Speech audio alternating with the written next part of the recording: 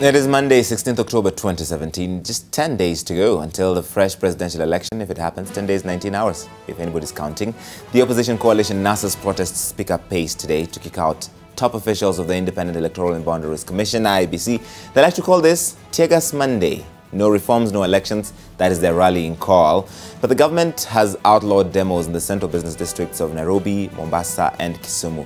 We're live in all three cities to see what happens today. This is NTV Today. I'm Larry Mitowo. We have a lot to get through today. We're covering everything you need to know right now. Our teams are all over the country. We'll get them all up to speak to me in a moment. But first, happening right now, police have killed 33 people in parts of Nairobi in protest following the August 8th elections, and several more have been wounded. A joint report by Amnesty International and Human Rights Watch out today says as many as 50 could have been killed by police. The 37-page document is called Kill Those Criminals, Security Forces, Violations in Kenya's August 2017 elections. And the agencies say it documents excessive use of force by police and in some cases other security agents against protesters and residents in some of Nairobi's opposition strongholds after the elections. This is an accompanying video Amnesty and Human Rights Watch have released with that report.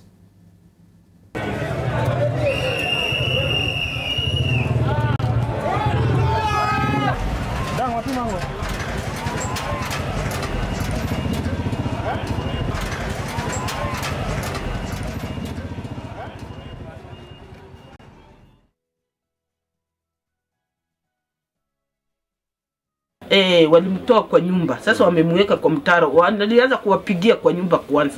Ndio kawatoa nje. Sasa wanawapigia hapa kwa. Sasa namkanyagia hapa nje. Nikasema mtoto wangu wa shule form 4 nampiga kwa nini?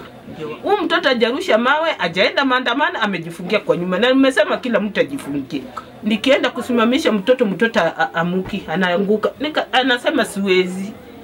Wameniumiza. Watu wameniumiza mama.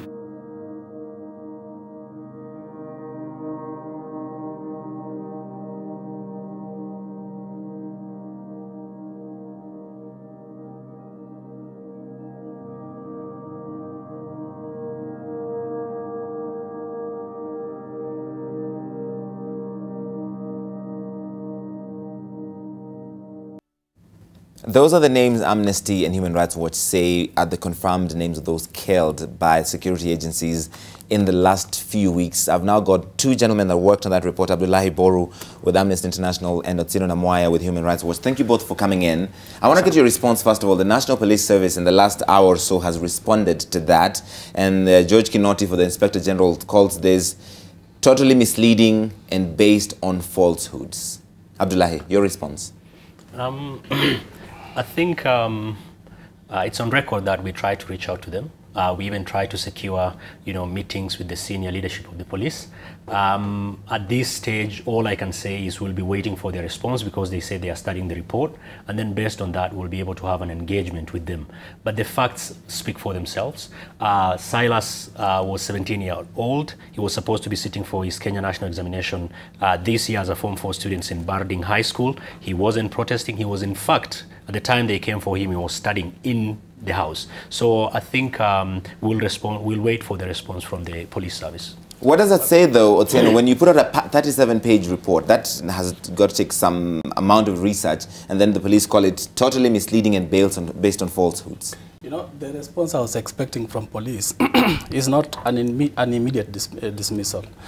If they were really serious that they wanted to get to the bottom of what happened, they would probably have said that they are going to look at what the allegations are, and then they will do their own investigations, and then they'll respond. But what they have done is that they have dismissed everything we are saying, even before they carry out the investigations. That's a preconceived position they have taken, which is very unfortunate. In fact, they've also called this sensational. The full statement says the National Police Service attention has been drawn to a sensational report by Amnesty International alleging that 33 people were killed in the immediate August post-poll period. We're studying the report and will issue a comprehensive report later. That comes later, but it begins with sensational. The truth of the matter is the figure of 33 is a conservative figure.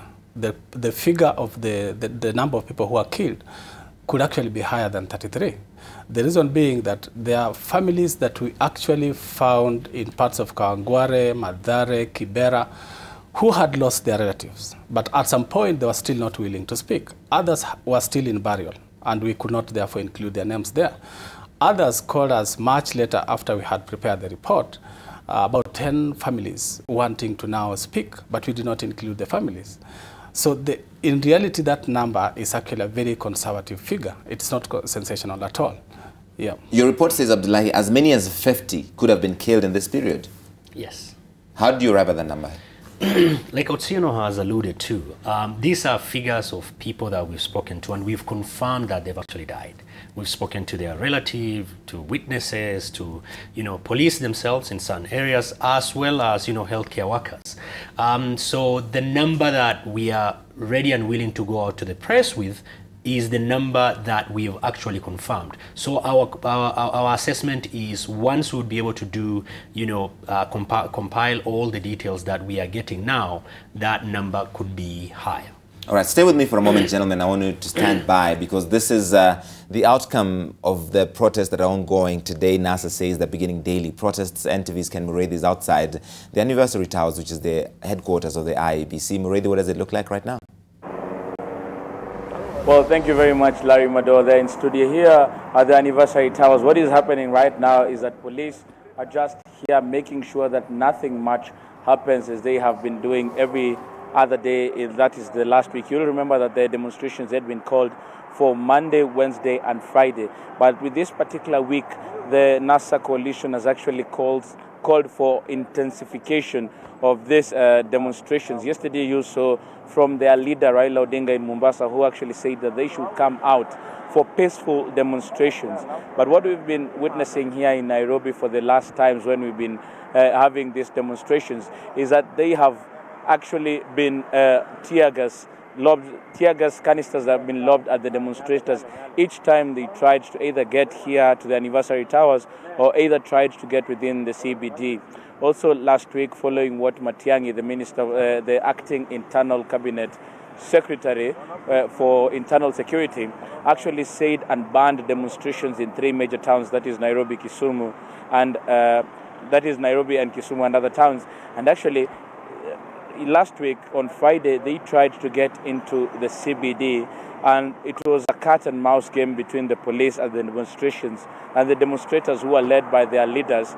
And at around 2 o'clock, that is when they were able to get into town. But at this particular time, nothing much is happening. Even the traffic flow, if my camera person will be able to show along this road, is that everything is flowing as normal. But the number of vehicles is not as much as it would be on a normal day. And there is that fear from all the people who are the motorists that if these demonstrations intensify as they have been called upon, there is a problem that may be arising. So everything is flowing normally. But we're also getting reports, Larry, that police officers are stationed in different parts of the CBD, that is the Central Business District, just to make sure that they deal with these demonstrators if they get that time to even regroup and try to come into town. But also we are getting information that the NASA leaders, led by their members of parliament who have been spearheading these demonstrations, are somewhere planning on how to outwit the police. You'll remember last week on Friday, from morning and until 2 o'clock when they were able to come into town, it was just trying to make sure that they do not come in from the police side, and the NASA politicians trying to see how will they get in. It actually resulted in the throwing of a tear gas canister in one of the politicians' car. That is Caleb Amisi, the member. That is the member of parliament for Saboti. He actually got a tear gas canister got into his car because some of the demonstrators decided to come with their vehicles, that is the politicians, into town. Is it the same strategy that they will be employing today? Well, it is a wait and see. But at this particular time, I can tell you is that we know that the politicians are planning together with some of the demonstrators to see how will they get into town and disrupt business a little bit. But as of now, nothing much is really happening. Police officers have been stationed in different parts of the CBD just to make sure that these protesters do not come. One of the other things that the protesters have been calling upon is that they have been insisting that they are now used to tear gas canisters, and the gas that comes out of this Whether it is something that they are really used to, once it is blown, they actually run in different directions. It is something that we will want to see whether it is true or not, whether or even whether they'll be able to get within the central business district, as they've been saying, because they do know once they get into the central business district, they will be disrupting a bit of business, and then their message will have been passed. Because also on Friday, what we saw is that immediately they got into the central business district and they were chased away. That was information enough that they have been able to achieve what Matiang'i does not want them to achieve. There have been calls of talks, as you've been seeing, Larry, over the weekend, whether these talks are going to happen so that we solve this political impasse that has been going on since the August 8 elections. It is something that we can wait upon, because even those who are calling for dialogue from different sides of the divide are being called out by the other members of the coalitions that they do support, because there are those who do not feel like it is time for elections. Jubilee has actually been going around insisting that elections must be held on the 26th of October, while NASA says that they will not go into an election blindly without any reforms that will favor a process that is likely to give an outcome that, according to them, will be giving them an outright winner. They say that if they go into the elections right now, they will be going into a predetermined outcome.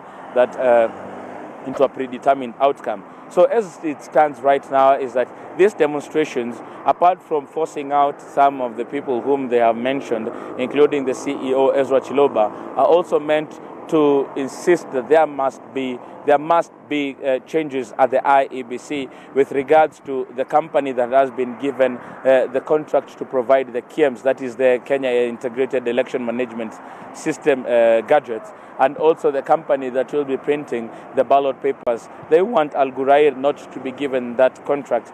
And you'll remember that the IEBC has already said that it has a running contract between them and Al Ghurair. We've also seen that the IEBC has really tried to clean its image with regards to some of the demands that have been made by NASA. And it has severally responded to these claims through letters to the IEBC, to NASA, that is the NASA Secretariat, which is headed by Norman Magaya. And all these things, we've been saying that they've been trying to cleanse just to give NASA a feel that the elections will be free and fair. But NASA still insists, as long as some of the people who are there, including Chiloba, then the outcome is already known. That is what we do know as of now, Larry. And just a recap is that nothing much is happening. Police are stationed in different parts of the CBD, and we do know that NASA politicians are plotting on how to start these demonstrations. You know that they've been called the whole of this week. It will be on a daily basis. What will Orengo be saying? Is he the one who will be leading these demonstrations this time round?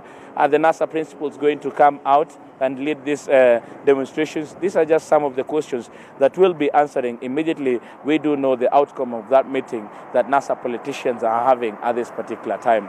Back to you, Larry. All right, many thanks, Ken Muredi. Outside the IEBC's headquarters, it should be an interesting day if there's going to be another showdown between the police and these NASA leaders who insist they have a right to protest in every part of the city, in every part of all those 3 cities where demonstrations have been banned in the central business district. In fact, I want to take you right now to Mombasa, where Khalid Hussein is with me now. He's the executive director of Haki Africa. You do a lot of work around human rights defense in that county of Mombasa, Khalid. So I want to first get your reaction on this ban by Dr. Matiang'i saying that there should be no demonstrations in the central business district in Nairobi, Mombasa and Kisumu.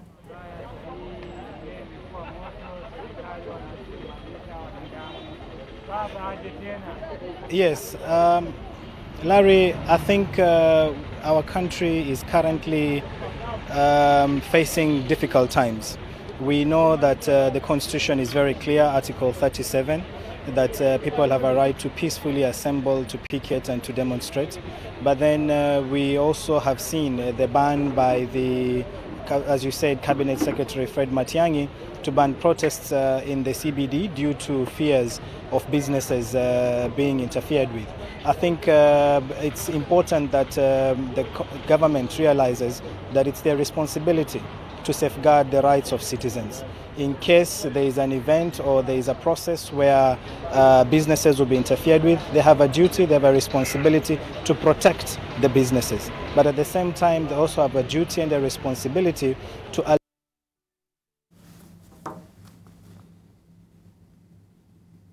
And I think we have a duty and responsibility to keep the signal up. Khalid was onto something right there before we lost him. We'll try and get him back up in just a moment once the signal comes back up. In the meantime, I'm still sitting here with Abdullahi Boru and Otieno Namwaya. We were talking about these protests, which look very likely, and Jubilee has been saying, the government and the Jubilee administration, that the reason why they crack down on protests is because they're disruptive. They don't have anybody who's not peaceful in these protests, and that is why sometimes they use force, which is they consider proportional. For instance, let's talk about, I believe it's in Bondo, where the cabinet secretary said these people were trying to attack a police station. That's why they were shot, because they are criminals. They're not peaceful protesters. Is that what your research shows? Two things.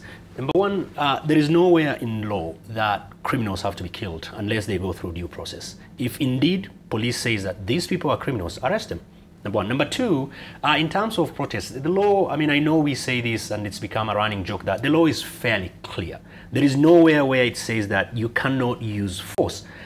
You know, there is an escalation in terms of how you'll use force. But a lot of the time you see the police using that as the first instance. The moment people come out, they use force. But the law is very clear. I mean, like, you graduate it from, you know, telling people to disperse. You know, your protest has become violent. It's, you know, you use loudspeaker, you shoot in the air. But a lot of the time when you look at this, none of those happens. And I just want to make something very clear, that there are two regimes when it comes to protest. There is the authorization, where people actually go and seek authorization in order to go and protest. And that's what used to happen before 2010. But the regime that we are under is notification. You just need to notify the police and say, from this time to this time, an approximate number of these people will be using path 1, 2, 3. So all the time, the counter argument against that is these people are violent. Right. But hardly do we find evidence to that effect. People come out, they're being shot, and people start replying, people start running, and it is within that space where you see a lot of destruction of property, where people say, oh no, these guys are not interested in the economy, these guys are not interested in this. But when in reality, it's the police that provokes people sometimes to lead to this. So I think we need to be very objective and fair to ourselves to say that the laws are very clear. Let's follow the law. If you find people are involved in criminal activities, we are not sitting here defending any criminal activity. If somebody is involved in any of the criminal activity, let the due process take its course. In fact, that is a good place to bring back Hussein Khalid, because that is the accusation police say, that those that, Hussein Khalid, those that have been injured or in some cases killed were criminals. They were violent and they were trying to break the law. They were trying to harm other people. They were trying to loot. They were trying to destroy property. What does your research and your work show?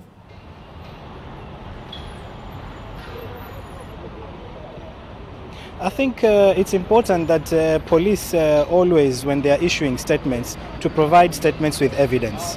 Many a times we hear police making blanket statements, issuing statements that are not backed with evidence. I think it's about time that even the media, particularly Larry, NTV and others, we need to ask for facts. We need to ask for evidence. The problem is, as I said by my colleague, is that in most instances it's the police who provoke violence. We've had peaceful protests in Mombasa for the last 2 or 3 weeks until Friday, when the police intervened and lobbed tear gas canisters, did we now start seeing violence. So I think we need to exercise restraint. Police must use force that is not beyond the limits, because the rights cannot be negotiated at any time. We must guarantee rights.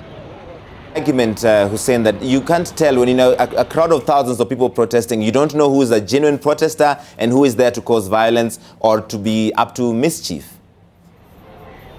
Exactly, Larry. So how did they know that the person that they shot, or maybe the guy with 6 bullets lodged in his leg, how did they confirm that this person was actually in the process of looting? And these are the statements that we are asking the police to be more responsible. We all want peace. We all want security. We want people to exercise their rights within the confines of the law.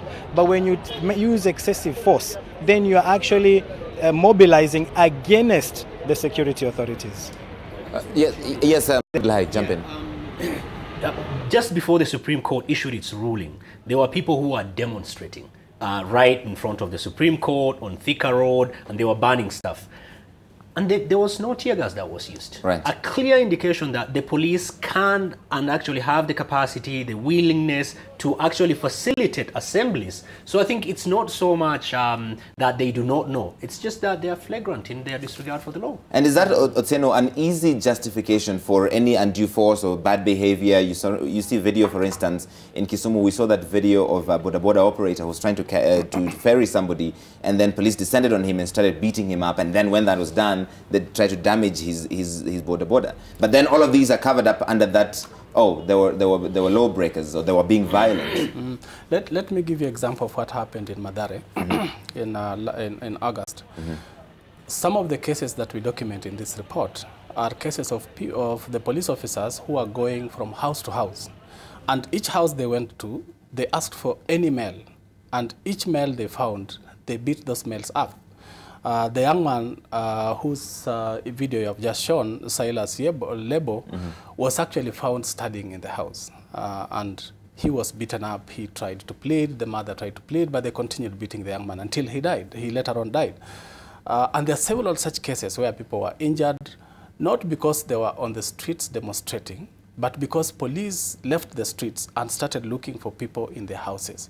That is now not a process of stopping demonstrations, but basically a process of looking for people and victimizing people for no reason at all. Then there are other cases where people are shot, some of them at close range, like the young man Vincent Omondi Okebe in Dandora.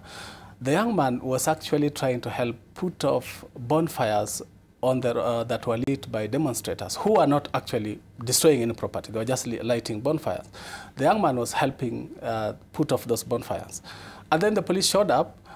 They tried to plead with them, no, we are trying to help you. And one of them just knelt down and shot at him.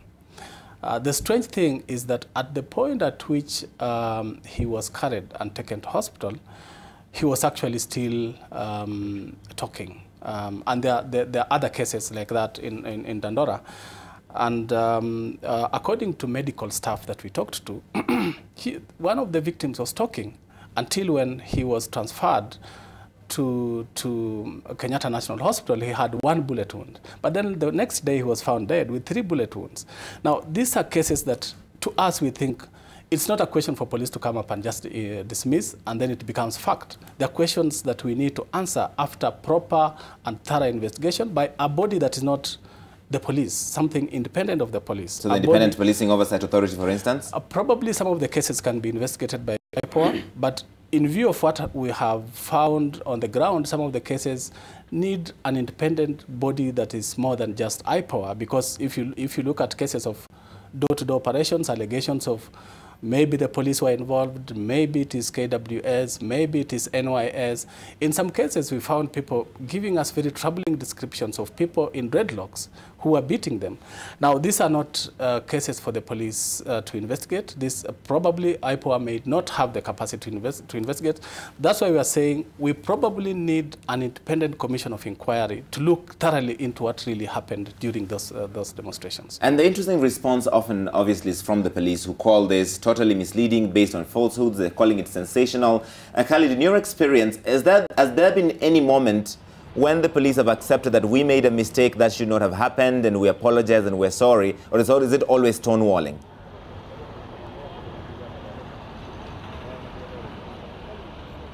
I think it's hardly the case. I mean, we've had very many incidences where the police were directly involved, but as you know, they've always denied it. Look at the case of the 6-month-old baby in Kisumu.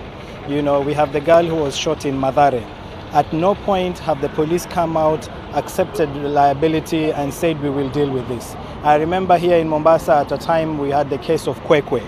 The police were involved in the shooting, the murder of this 14-year-old girl. The initial response was that, no, it's not us, the girl was attacking and all that. And I think this is the difficulty we're faced with as a country. The greatest difficulty in police reforms is impunity. That there are videos, then social media everywhere, the police going into University of Nairobi, engaging in outright harassment and torture of students. But then what response do we get from those in authority? Oh, this was justified. Or, oh, this was exaggerated. Until the authorities can speak very openly against police excesses, I think the police will continue to engage in torture, to engage in excesses of any kind of all sorts. But in case they are ready to deal with issues as they see them, that is when we can say we will now begin having police reforms. So impunity is the greatest challenge, and it's hardly the case when police admit wrongdoing. All right, many thanks, Khalid Hussein, with us in Mombasa. We're going to go back there. As you see, he's just behind that very famous Mombasa monument. We're also expecting that there should be protests there. The NASA brigade have said they will be protesting regardless of what the government has said. Right now, though, I want to just keep this gentleman on hold for a moment because there's plenty happening. I want to take you to the Federation of Kenya Employers, who have a statement coming out shortly regarding the current political environment. NTV's Hudhaifa Aden is at the FKE. Hudhaifa, good morning.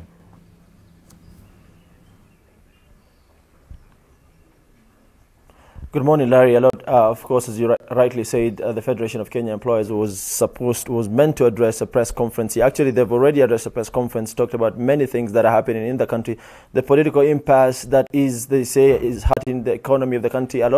A lot is happening to the economy. They're saying that they've lost almost 5 weeks to the political impasse, and they're calling upon the political leadership led by President Uhuru Kenyatta and NASA presidential candidate Raila Odinga to dialogue and see what they can do about the current political impasse. They're saying this is hurting the economy. They're saying a lot of people are running away. A lot of people are holding back their investment.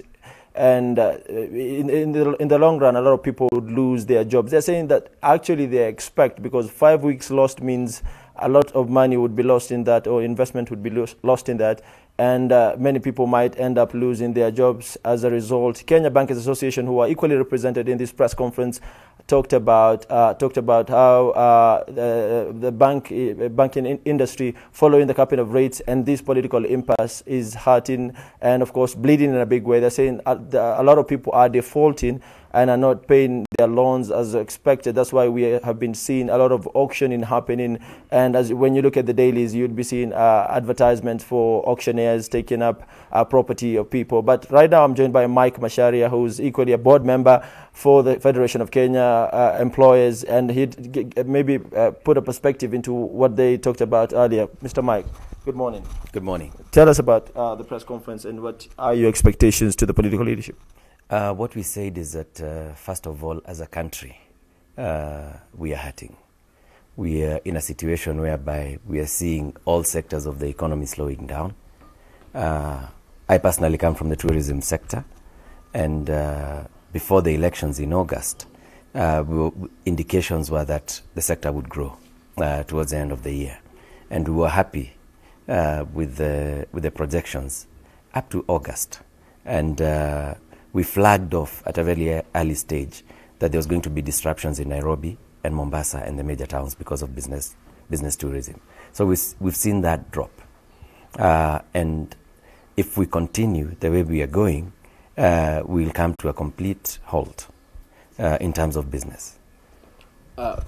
I understand that the tourism, this is the peak season for tourists, and a lot of tourists have been coming to the country. To what extent that this has had maybe bed occupancy in the tourism sector? If we divide it into the various segments, let's take the safari segment. That has done very well because it's Masai Mara, Samburu, Tsavo, and so on. And business there is going on as usual. But we have a segment of the economy, of the tourism economy, that deals with businesses, particularly conferences, events, and these come to the main cities. Nairobi is host to a lot of conferences. So is Mombasa, and so is Kisumu on the local front. But now we've seen occupancies, instead of the projected occupancies of 60 to 70% around this time, mid-October to early November, we are seeing occupancies of about 30% and even lower. And the vibes we are getting from the market is that they don't really want to come to Nairobi now because we are telling them not to come. by the actions that we're taking as a country. 30% bed occupancy, you said, as opposed to what? Or what were the expectations or projection as a bed occupancy? 60 to 70% in October and November, because we see a lot of conferences taking place around then. Then early December, by the second week of December, then all the businesses take a bit of a slowdown, and then people go on holidays. So as we are dropping in Nairobi, Mombasa starts picking up for holidays, Naivasha, Nakuru, and so on, and even the Masai Mara. Yes, you mentioned conference tourism has been hurt in a big way. I remember the UN HIV conference that was supposed to happen here was cancelled. Chan has been cancelled. To what extent? Maybe can you quantify what are the losses so far, or as in terms of conference tourism? We haven't done the numbers crunching yet, because we did not expect this situation. We did not expect to have demonstrations. We did not expect to have violence in our streets. So that's one of the problems. So what we do, we usually take our numbers within the quarters. And up to the third quarter, we were okay, which ends in August. The fourth quarter now is what we are seeing. We might have a serious slowdown. Even the projections that we had made of growing by 10% might not be realized. So it's something that we need as a country to address. We need to look at what the problem is in terms from a political point of view, and solve it from a political point of view. I totally understand that, but then again, you had a number of demands to maybe the political leadership in this country as Federation of Kenya Employers. Can you then again maybe re-mention or talk about it for our viewers? What our statement said was the press conference addressed by our president a few minutes ago, is that, number one, we need to respect the institutions. We need to respect the courts. We need to respect the IEBC.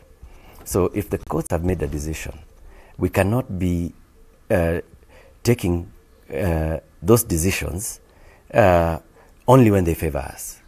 Yeah, and then other decisions, we go to the streets. We cannot take those decisions, and then other decisions, we go to parliament. This is what we are saying. We need to respect the decisions of the institutions that we have set up under our constitution. And we called upon, specifically, His Excellency the President and the Right Honorable Raila Odinga to get together and give us a way forward. Because what we are seeing now is everybody and anybody is an expert on the political front. So anybody can say anything. And what we are seeing in the mainstream media is very, very toxic. We need leadership. And who are the leaders? The leaders is His Excellency the President, Uhuru Kenyatta, and the Right Honorable Raila Odinga. Those are the leaders. They need to take leadership. I understand. You equally mentioned earlier that we are staring at job losses because you've lost more than 5 weeks following the elections. Yeah. What are the job losses that we are looking at, maybe as an industry in general, the tourism sector, and maybe the Federation of Kenya Employers? Have you put up what has been lost so far and what might be lost in the short term? Usually, when we are in an economic slowdown situation, we try to leave the job losses as a last resort. Because when there's a slowdown, then it means that it might be a temporary issue. So what we tell our members and our employers is, please do not lay anybody off unless it's absolutely necessary. We usually start by saying, take your leave days, go on unpaid leave, try and put in mechanisms that will save the jobs. But however, if the economy continues in its downward trend, then we are staring at massive job losses, massive. Already, if the Nairobi Stock Exchange is an indicator, losing 15 billion in paper money is a serious issue, and we need to address it.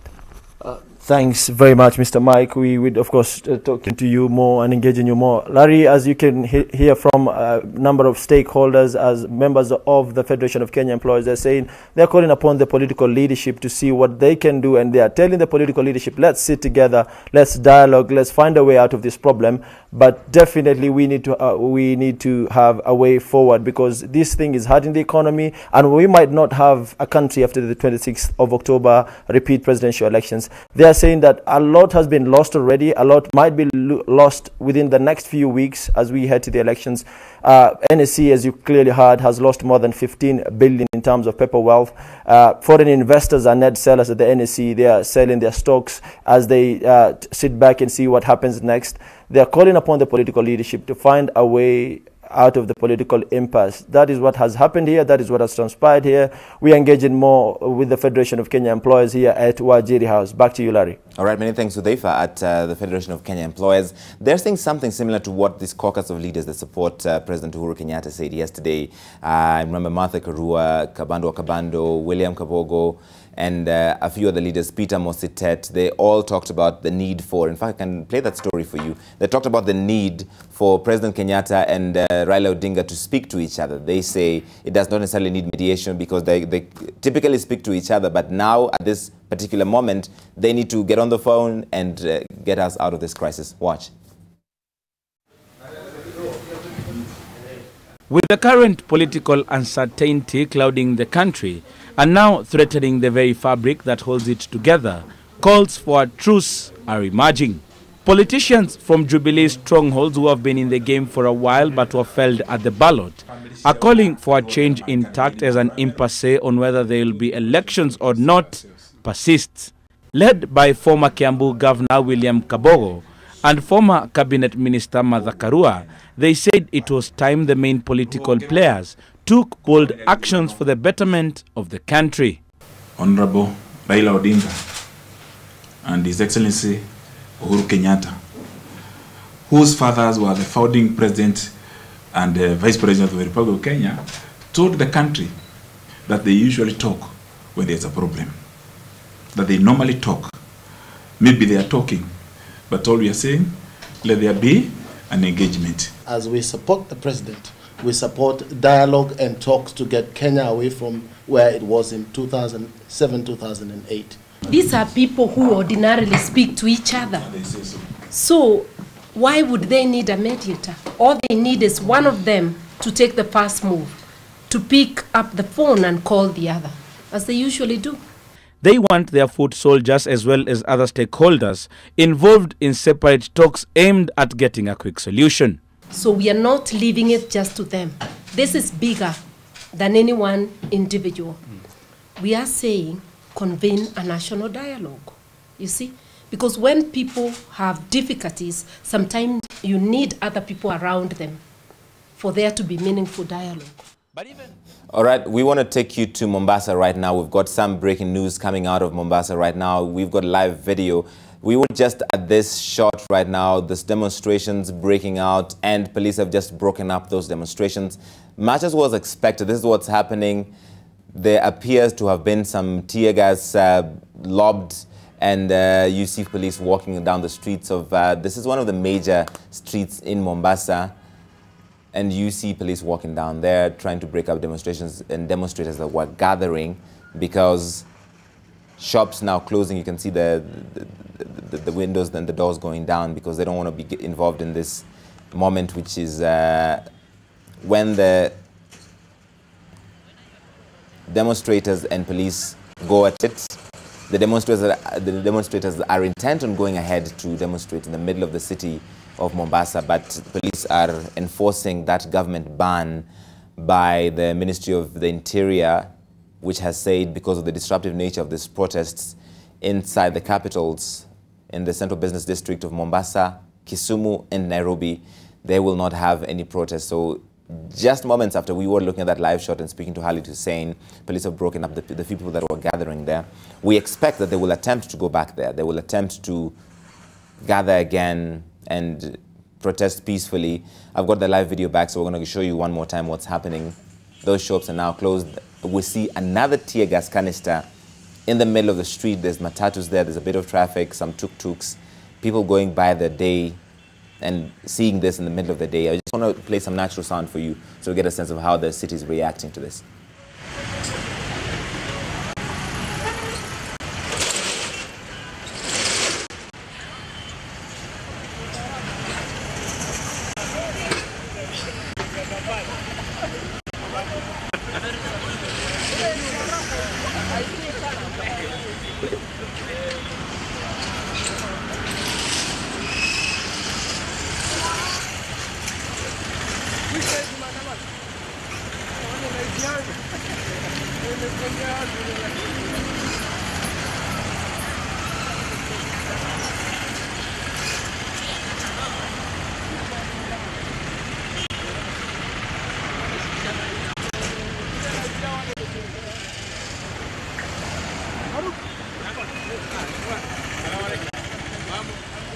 Yes, Juma.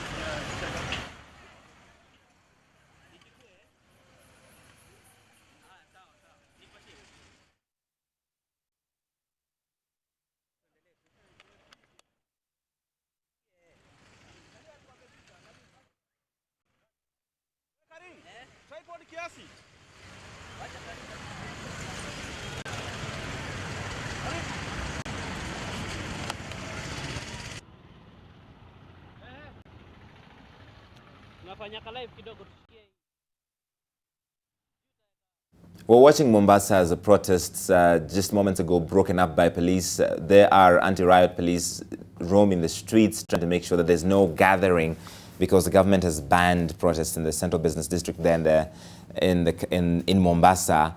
And there were not too many people because we were just looking at that live shot moments ago. And the few that were starting to gather, police have broken that up with tear gas canisters. Business is trying to return to normal there, even though some people have closed their shops. Their matatus, their tuk-tuks are still going about. And just really coming to terms with this new normal in the city of Mombasa, where as soon as a few people gather, police will break up that protest and make sure that they don't come together. Mombasa has seen more of the, I think Mombasa has had more peaceful protests than many other places, apart from Friday, like we heard. Most of the protests, they have gone around the city, they have carried the placards, they have made their voices heard, and then they have gone home. They've dispersed after several hours of protesting. So it's surprising that this is happening, but then again, there's a directive now in place. There's a ban on protests in the middle of the city, so that's what the police there are enforcing. Some people might have qualms with how this has been done with the use of tear gas, and it goes into what NASA has complained about, police using undue force to break up what is largely peaceful protesters, but that's what we see, at least in Mombasa. I want to take you right now to NTV's Peter Mwangangi, who's there on location. Peter, what exactly did you see? What happened?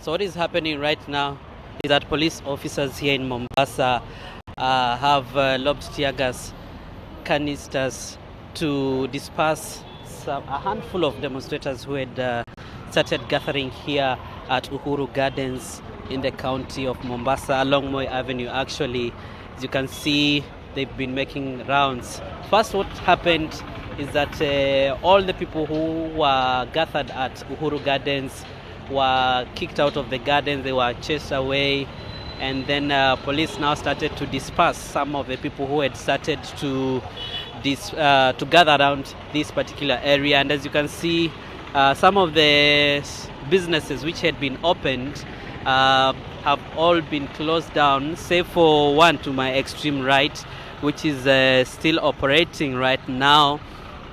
But a few minutes ago, all of these stalls were opened. Remember, these stalls are run by the county government of Mombasa, and they've been forced now to go away. And as you can see down there, police are still chasing protesters down the through the streets, saying that they should not gather around here.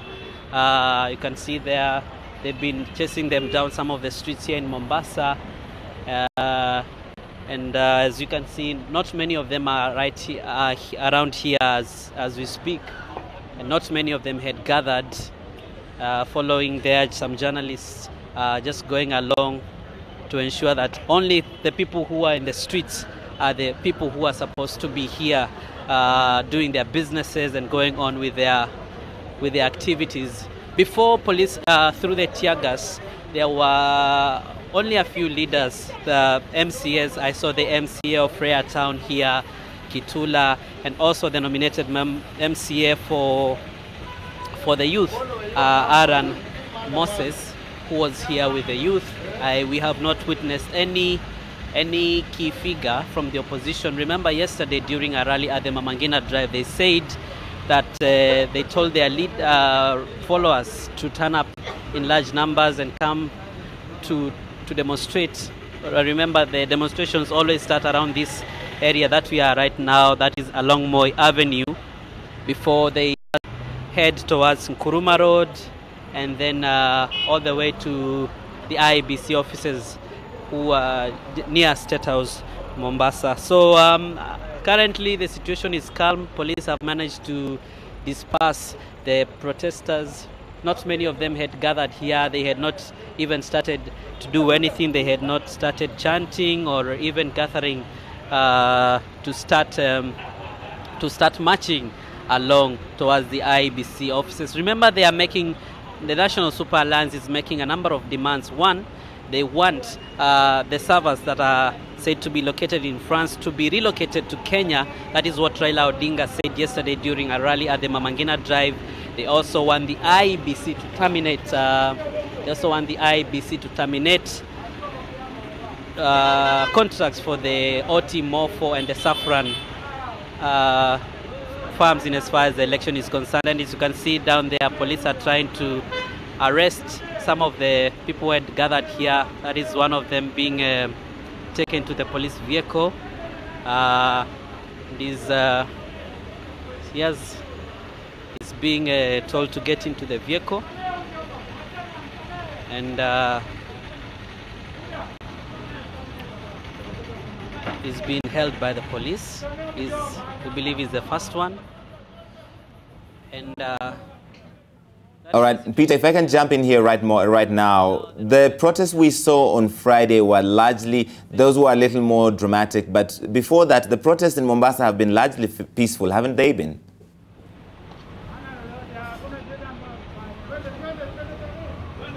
Yes, they have been peaceful, Larry. We have not gotten any case of looting of any business. We have not seen anyone throw stones, save for one who tried to throw one today, but they were told by the other demonstrators to stop.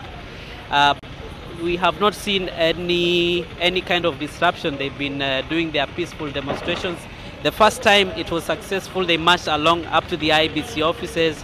They presented their grievances, 7 demands to be precise, and they were allowed to go back. So even the last time last Friday, when some tear gas was thrown, they were still peaceful. They had marched peacefully, and that is subject to, that is one of the reasons why local leaders here in Mombasa were saying that the action of the police was unnecessary, because they were peaceful, and there was no reason whatsoever to disrupt the protesters. Larry? These people, the protesters that have been dispersed today, you said they were just a handful. Do you expect that they might try to reassemble again in the minutes and in the hours ahead?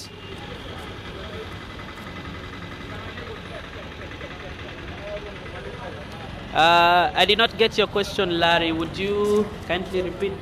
Do you expect that these handful of protesters that police dispersed, do you think they will be trying to reassemble again?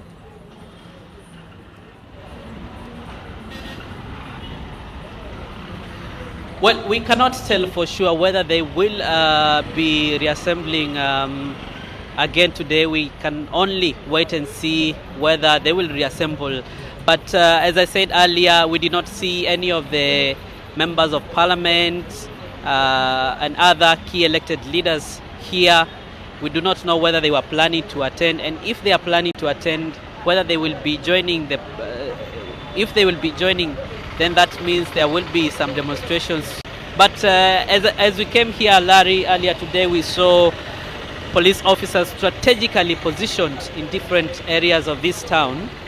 So even if they regroup, we do not know whether for sure they will get, they will be successful, or rather they will go any further from where we are, because the police have been lined along the entire route up to the IEBC offices. But it's something that we'll have to wait and see whether they will regroup and protest.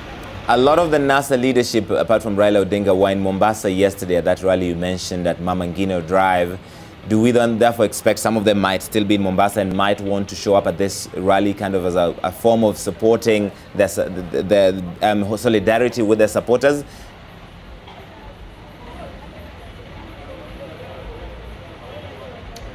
In fact, yeah, that is one of the things we were expecting. Probably those who have not left Mombasa up to this moment, maybe they would be joining. In fact, we've seen some of the members of the Secretariat for the National Super Alliance here, some of the people who have been emceeing these events. We've seen them here. It's a wait-and-see situation, really. But it's not far-fetched that some of those leaders might be joining the protesters to buttress what they said in the rally, that they will be, when they ask their supporters to be on the streets, they also will be on the streets. All right, Peter Mungangi, stay with me, stand by. I'll come back to you in a moment. We're still watching that live video out of Mombasa. We want to take a really quick break right now on NTV Today. I've still got two gentlemen with me here who are sitting from Human Rights Watch and Amnesty International, talking about at least 33 people, the report says, have been killed by police just after the August election. We'll be delving into that, the areas. This is just, by the way, Nairobi. It's not a countrywide report. We'll talk about the incidences of where this happened and what the recommendations are when we come back.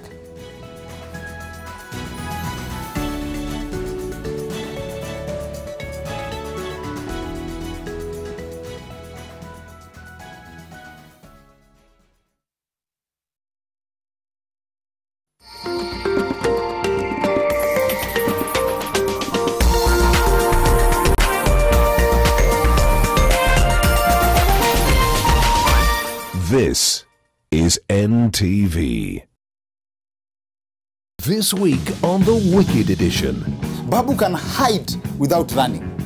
And actually, I think I know who the role model wa Babu Owino in boxing is. Hizi vifaranga vya kompyuta zinajua tu mambo ya TB mkelala na centimeter na kio. But unajua inamaanisha usikiza ngoma za Jagwa. Wajua ni kama mosquito, wezi avoid. Wicked Edition with Dr. Kingori, Tuesday at 8 p.m. Oh my gosh, this is huge! For turtles, it holds very true. A healthy mind leads to a healthier body. The fine for poaching any species of turtle is 20 million Kenya shillings and or life in prison. I gotta say, she is quite a heavy one. Yeah. And I've taken the liberty of naming this Wild One. I think that's a very good name. Wild One? She's ready to go. Wow, really where she belongs. Fingers crossed she'll be safe and she'll get to where she needs to be. All right, well, we wish her all the very best. She must be out there somewhere, meeting all her other, sea friends. NTV Wild Talk, in partnership with the Kenya Wildlife Service and Wildlife Direct. The Rai Plains is a picturesque property on Magadi Road, Quarter. Site visits every day of the week. Text BUY to 33300 to book your plot today.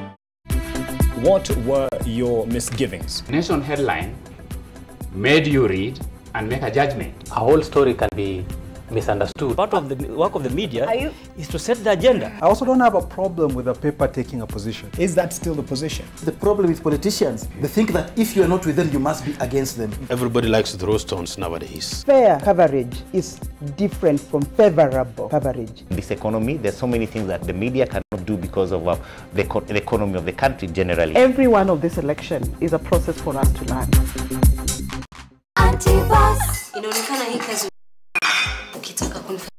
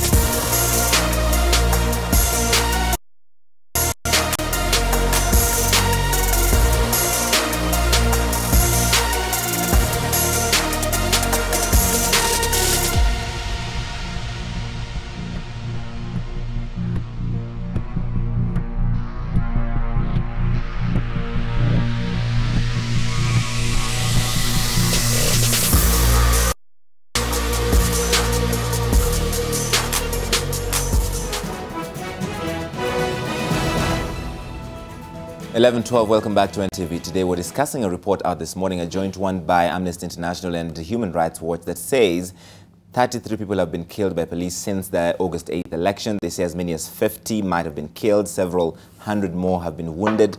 These are the areas they say this happened. This is just in our nation's capital, in Nairobi, in mostly the informal settlements in Kibera, in Kawangware, Kariobangi, Babadogo, Korogosho, Dandora, and Mathare. Otieno, talk to me about the areas that we're referring to here. What did you find in all these places?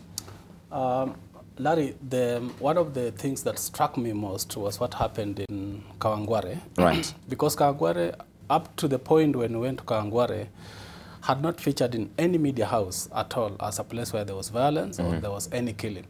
But when we went there, we were able to immediately confirm up to 14 cases of killings or deaths. On top of that, there are about 20 other cases that we still think that could have been cases of killings around that period, but which we did not confirm. Because families say they were still at burial, or some of them didn't want to talk because they were scared. Others were still in mourning mood and they were not willing to talk. But they definitely were affected and they had their relatives killed. Then the other place was Mathare, which was very heavily affected, particularly Bondeni area, Mathare number 10, and Mathare Erafosi and Mathare North, which were heavily affected. Some of the killings were actually of people who were not necessarily demonstrating. Like there's a gentleman from Mathare North called Chris Mutua, who at around 8 p.m. at night just left his house and he was walking along, and the police were hiding somewhere in the buildings, and they just shot him dead. And then Dandora... He had not committed no offense, he was going about his business. No, he was going about his business, and the area where he was shot, there were no demonstrations. And then Dandora phase 4, where at least 4 people were shot, most of them not engaged in demonstrations. The key thing to note about this is that most of the affected areas were opposition strongholds, like Babadogo, Mathare, Kibera, Dandora, and Kawangware. The other case that actually struck me most was in Babadogo, where a young man, Shedi Omondi, was actually shot 5 times when he was actually kneeling. He was coming from work and he was heading to the house. And he tried to plead with the police to try and explain to them that I'm actually not demonstrating, I'm coming from work. And he was shot 5 times. And the body for some time left there and eventually carried away and taken to City Mortuary. He was among the 3 people who were shot in Babadogo. And some of the cases, the main areas which were affected by the demonstrations actually are not necessarily where most people are killed. Why do these things almost always happen, or the most affected at an informal settlement?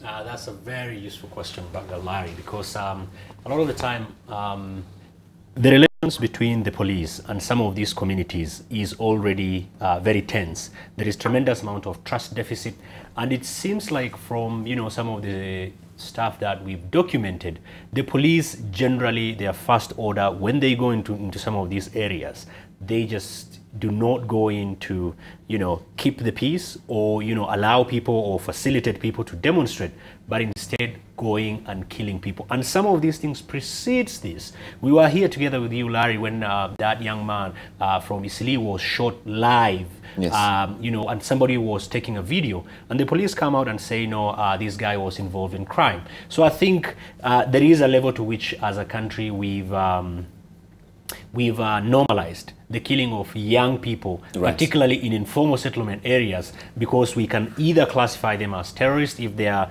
in other areas like Isli and Pangani. In other areas, we can say they are, they are thugs. But the fundamental thing is, as long as there is no investigation, that is some of the recommendations that we are calling for, it becomes very difficult. It's be our word against the words of, the police, and it becomes really very difficult. But what we are calling on the police is to investigate, and the officers that are found or allegedly involved in some of these things to step aside and for investigation to take its course. And secondly, and more importantly, the police need to begin cooperating with IPOA to conduct its job, because IPOA doesn't have its own police, IPOA doesn't have its police cell, IPOA doesn't have its OB, IPOA doesn't have its arms, but they rely on the police, and it's not a favor that police are doing IPOA. Let IPOA do, because a lot of the time the discussions around this is, these are few rogue police officers. If there are very few, let's isolate them, let the law takes its course, and I think that is the only way we can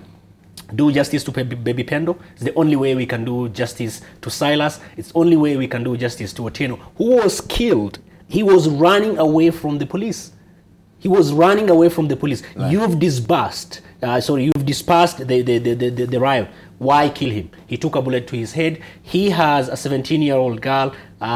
His wife is 17-year-old, and his son is 3 years old. And all these kids are now growing up without knowing their fathers. You said something which is perhaps important, that we have normalized the killing of young people in this country. How did we get here? I don't know for either of you. When did we normalize the killing of youth in Kenya? And there's no outrage about it after a certain point. One of the most worrying things, Larry, is when these killings happen, we don't just see the police themselves justifying or dismissing the cases, but we see sections of Kenyan population, based on their political inclination, beginning to justify this and actually going ahead to defend and justify the killings. And because of that, and particularly because of lack of any apparent action to try and rein in some of these cases by the authorities, the police themselves have come to accept that this is something they can do and get away with it. And the Kenyans themselves are beginning to feel that actually this is something that can be done when there's a crime or when the police disagree with people. But they don't seem to realize these are failures within the police and other accountability institutions. Failures of investigation, failures of prosecution.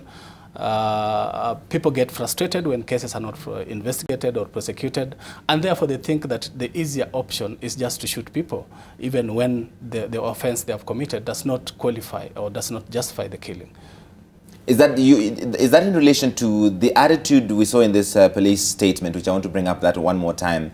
You see that the police have called this a sensational report by Amnesty and Human Rights Watch, and they say the claims, we wish to refute the claims, CK bring this up, as totally misleading and based on falsehoods. We're studying the report and we'll issue a comprehensive report later. Can I two things? Yes. Number one, at the top, our attention were killed by. We wish to refute. Yes. They haven't read the report, so it's very instinctive that their first response is we haven't studied the report very well, but we nonetheless will go ahead and say that that report is misleading and based on falsehood. That is not how you'll start. You'll say we've received the report, we'll study and get back to you. Even more importantly, our organizations reached out to the police and said, hey, these are the evidence that we have of people who have been killed, tortured, and all other form of violations. They never responded. So right now, once the report comes out, they are coming out with this. And for me, it speaks to a larger problem around accountability.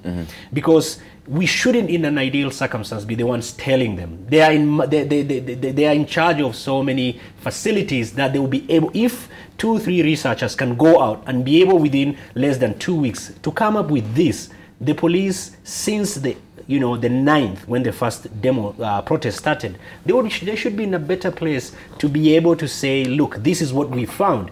I usually say it's in the interest of the police to find the elements that they suspect or allegedly be involved in this, to be separated from over 80,000 police officers that we have. Absence of that, what we'll have is a culture that not only outside but even inside the police tolerates this. you know, facilitates this? Because you cannot tell me that in Nairobi alone, 35 confirmed. We've not spoken about Kisumu. We've not spoken about other parts of Western Kenya. The numbers could be higher. And if the police doesn't feel that this is something that they can investigate, what would make another police officer if we have election on the 26th and people demonstrate that there will be no problem? Why is demonstration such a very difficult to facilitate? The police have shown us that they can facilitate demonstration. They have done it, the demonstration around along Thika Road. They have done it in Mombasa the first 2 days of demonstration. So why is it very difficult that they cannot facilitate people carrying placards and going and saying so and so must go? Do we have a policing problem, or do we have an attitude problem, or do we have a problem of both? I think it's both. First of all, Kenya has had a long problem with policing, which is why at some point there was the push for reforms. Those reforms don't seem to have achieved the intended results. Today, we are at a point where we are not only not implementing the remaining part of the reforms, but we are chipping away at the few reforms that had already been implemented. You saw some of the laws that were being implemented in 2013, basically trying to normalize the killings, where some of the suggestions were that police will be allowed to kill in order to protect life. Now, these are some of the challenges that Kenya is facing. But let me go back to the statement, briefly, just the statement by the police. One of the things that shocks me about the statement by the police is that they are now studying the report, after which they will respond, but they have already dismissed it, just like my colleague there says. They are not, however, saying that they are going to investigate these killings, which is why one of the recommendations we are making is that the investigation should be carried out by a body that is independent of the police. That's when we can be sure that the truth will come out, the facts will come out as they are, and that accountability and justice will be seen to be done by the police should not investigate themselves? They can't investigate themselves. They have already taken a position. They're already saying it's not true. But there are families out there which are hurting. There are people who have been killed. I think they should even be told that there are families which still have bodies in the mortuaries up to now in Nairobi. They have not taken them home. So they can't actually be standing up right now and saying that's a lie, when families are still struggling to take their relatives back home for burial. It's fascinating that you're talking about that. Just give me a moment, because we're looking at live video again out of Mombasa, where protesters trying to gather one more time, broken up. Let's have some sound of this feed. So you see this kind of pandemonium happening in the middle of the city. This is on Moi Avenue. It's the main artery in the city. And one more time, we're seeing this in the last half hour. This has now happened twice. Police lobbing tear gas at people trying to gather and dispersing them, arresting a few of them. And this happening in front of live television. They are implementing a directive by the Interior Cabinet Secretary, the acting boss there, Dr. Fred Matiang'i, who has outlawed demonstrations in the Central Business District of Nairobi, Mombasa, and Kisumu. This gentleman, I'm just going to mess up your entire morning. Please stay with me a little longer, can you? I need to be at KTN. He needs to run off quickly, but in the meantime, you want to give me, has that press conference begun? I need to take you to the Elections Observation Group, and when we come back, Otieno and Abdullahi will give their final comments. Right now, though, let's listen in to the Election Observation Group. They have a statement.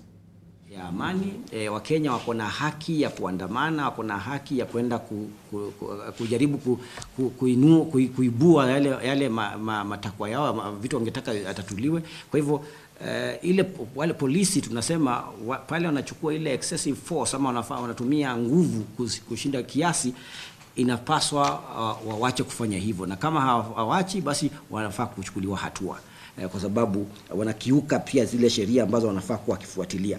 Lakini tukisema pia hivyo, tunafaa pia kusema kwamba pia wale ambao wanaenda kuandamana waandamane kwa amani, kwa sababu hatungetaka pia kuona maisha yakipotezwa kiholela, maisha ya vijana, maisha ya mama yakipotezwa kiholela kwa sababu ya siasa. Ya mwisho katika yale zile recommendations ambazo dialogue ilikuwa imesema ni kwamba tungetaka pia na tumesema hapo awali kwamba zile tatizo ambazo tuko nazo kwenye nchi yetu sio tatizo ambazo zinaweza suluhishwa na kura peke yake ama upigaji kura peke yake. Na inatakana watu wakae chini wazungumze, broad based dialogue, na civil society organizations zinafaa kuchukua hiyo nafasi. Mahali wanasiasa wameshindwa kukaa karibu pamoja, civil society na religious leaders, viongozi wa makanisa wa kidini wanaweza waleta wote, watu ashikadau wote pamoja, watu wakae chini wazungumze kama Wakenya, kwa sababu tuko na nafasi kubwa sana.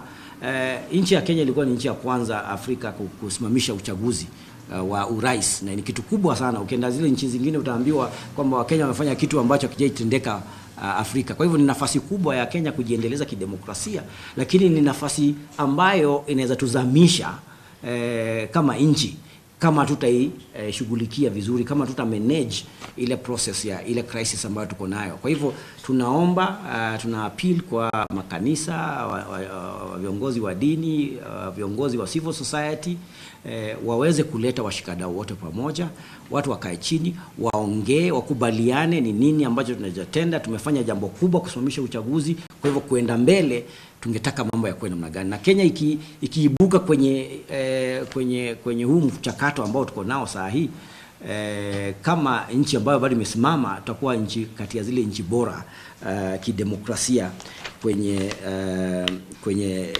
in Africa, kwenye continent yetu. Ya mwisho tu ni kusema kwamba wale ambao wote wa Kenya wote wanafaa kutii ama kufuatilia mambo, kufanya mambo yao wakizingatia amani, wakizingatia kwamba wako na nchi ambao wanafaa kuihudumia, wanafaa kuishughulikia, na wakiitwa kwenye uchaguzi wowote, ukiitwa kwenye mambo yote ambayo ni ya kuendesha jamii yetu, basi wote tutoke sisi wote kama Wakenya na tujaribu kutetea nchi yetu kwenda mbele. Ni hayo tu kwa kutafsiri. Questions? If you have any questions, please you can field them now.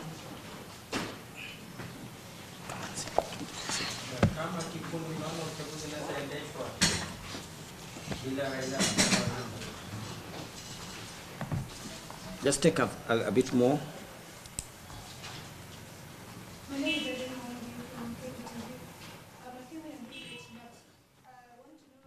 The Elections Observation Group, they are asking the IEBC to seek interpretation from the Supreme Court on the Raila Odinga withdrawal from the repeat election and inclusion of all 8 candidates, all 7 candidates, and they are warning against political grandstanding. They're also asking for restraint, which is an interesting moment to be in right now because NASA insists there will be no election on 26th October. The language is instructive. They're not saying they are boycotting the election. They're saying there will be no election. According to NASA's reading of the law, when Raila Odinga withdrew, then that basically meant that the election was off and that the IEBC needs to carry out fresh nominations. However, the IEBC's reading of the law and the Jubilee Party's reading of the law says they're going ahead with this, and the IEBC has gone ahead now to gazette the names of 6 other candidates. That 6 were cleared to run in the last election. The only person missing from that is Cyrus Jirongo, who has been declared bankrupt by a court. So 7 candidates, 7 of the 8 that ran in August, on the August 8th election will go on. The IEBC also insisting that Raila Odinga has not formally withdrawn because he has not filled in Form 24A, which is what is required by law. And now the Election Observation Group asking the IEBC to seek interpretation from the Supreme Court. Right now, though, back to Mombasa, where we're seeing protests broken up, tear gas on the streets. It is a fast-moving situation right now. We've got a crew also. Imagine if you're watching this shot and you can see the tear gas canister literally in the foreground of the screen. That means there's a cameraman right in front of that tear gas canister, and that means they're getting affected by it as well. The man doing the good work there is a cameraman, Wainaina, and he's out there with Peter Mwangangi and the rest of the crew trying to make sure that we're getting the pictures as they happen. Right now, what we have there, the street is, it's a busy street there, so it's impossible to clear it out entirely. If you've been into Mombasa, this is the one street you want to go into to know what's happening. And if they break up protests there, if they have tear gas on the streets, if they're police roaming the streets, it's disruptive to them. It is not an easy situation, but that's what's happening right now in one of the country's biggest cities, the second largest urban dwelling and city. It's quite a day in Mombasa, and as we expect, it should be quite a day also here in our nation's capital and in Kisumu. We're live in all those places, listening to what's happening, trying to see if there will be protests, how violently will police break them up if they do, or might they allow them to go ahead and protest peacefully and disperse them? It's unlikely for that to happen, to be honest. Bring up this picture on the full screen so we can show everybody. Everybody has a good sense of the situation in Mombasa. It appears to have cleared out significantly. Some businesses, I think, are still open. A lot of them have closed, especially in this major area of the city where the protesters are usually gathering. There were a few MCAs there, none of the MPs, not the governor. Governor Hassan Joho of Mombasa has been seen in many of the protests in Nairobi, but he was there yesterday with Raila Odinga and the NASA leadership in Mombasa at their major rally, the first since Raila Odinga returned to the country. So it is likely, if there's going to be a protest, they might be showing up. Maybe the NASA principals themselves, maybe Governor Joho, some of the local MPs from Mombasa County. What you see is a lot of police presence in their trucks, in the vehicles, in their gear, fully armed, tear gas canisters hanging from their necks, as a show of force, but also, I guess, as a deterrent, so that anybody who thinks of wanting to go and gather and put together a protest has to think twice before they do that. It's a little calm right now, so I'm going to keep that live shot up on the air as I conclude with my guests back here in the studio, Otieno Namwaya from Human Rights Watch and Abdullahi Boru from Amnesty International. Your report, which, by the way, the title is quite something, Kill Those Criminals, Security Forces Violations in Kenya's August 2017 Elections, covers only Nairobi, but you have some recommendations, Abdullahi. Yes, we do. And like what Sieno mentioned, the problem of extrajudicial execution by the police is really gotten out of hand. Yes, of course, in these particular incidents we've documented, but I think because of the police's rich history of human rights violations and the police having demonstrated that they cannot investigate themselves, not cooperating with civilian oversight, it's about time we call for, a judicial commission of inquiry that can do a thorough investigation of this. It's not just investigation, but also giving recommendation to the head of state on what needs to be done, because we cannot, whenever there is a contemporary security reality that the police do not know how to deal with, the resort is using extrajudicial execution. It's happened with Mungiki, it's happened with Al-Shabaab, it's happened with stock and anti-stock, with stock theft, and now it's happening with this. So I think the best way of dealing with this within that rich history is formation of judicial commission of inquiry. Secondly, the police officers who have probably allegedly been involved in this need to step out in order for them not to interfere with the investigation. But the police should also start cooperating with IPOA. There is also a need. There is one unit within the police that doesn't get a lot of attention. That is the internal affairs unit within the police. All this needs to be strengthened in order for some of these violations. But again, like we know, the biggest challenge, like Khalid said, is the impunity within the police.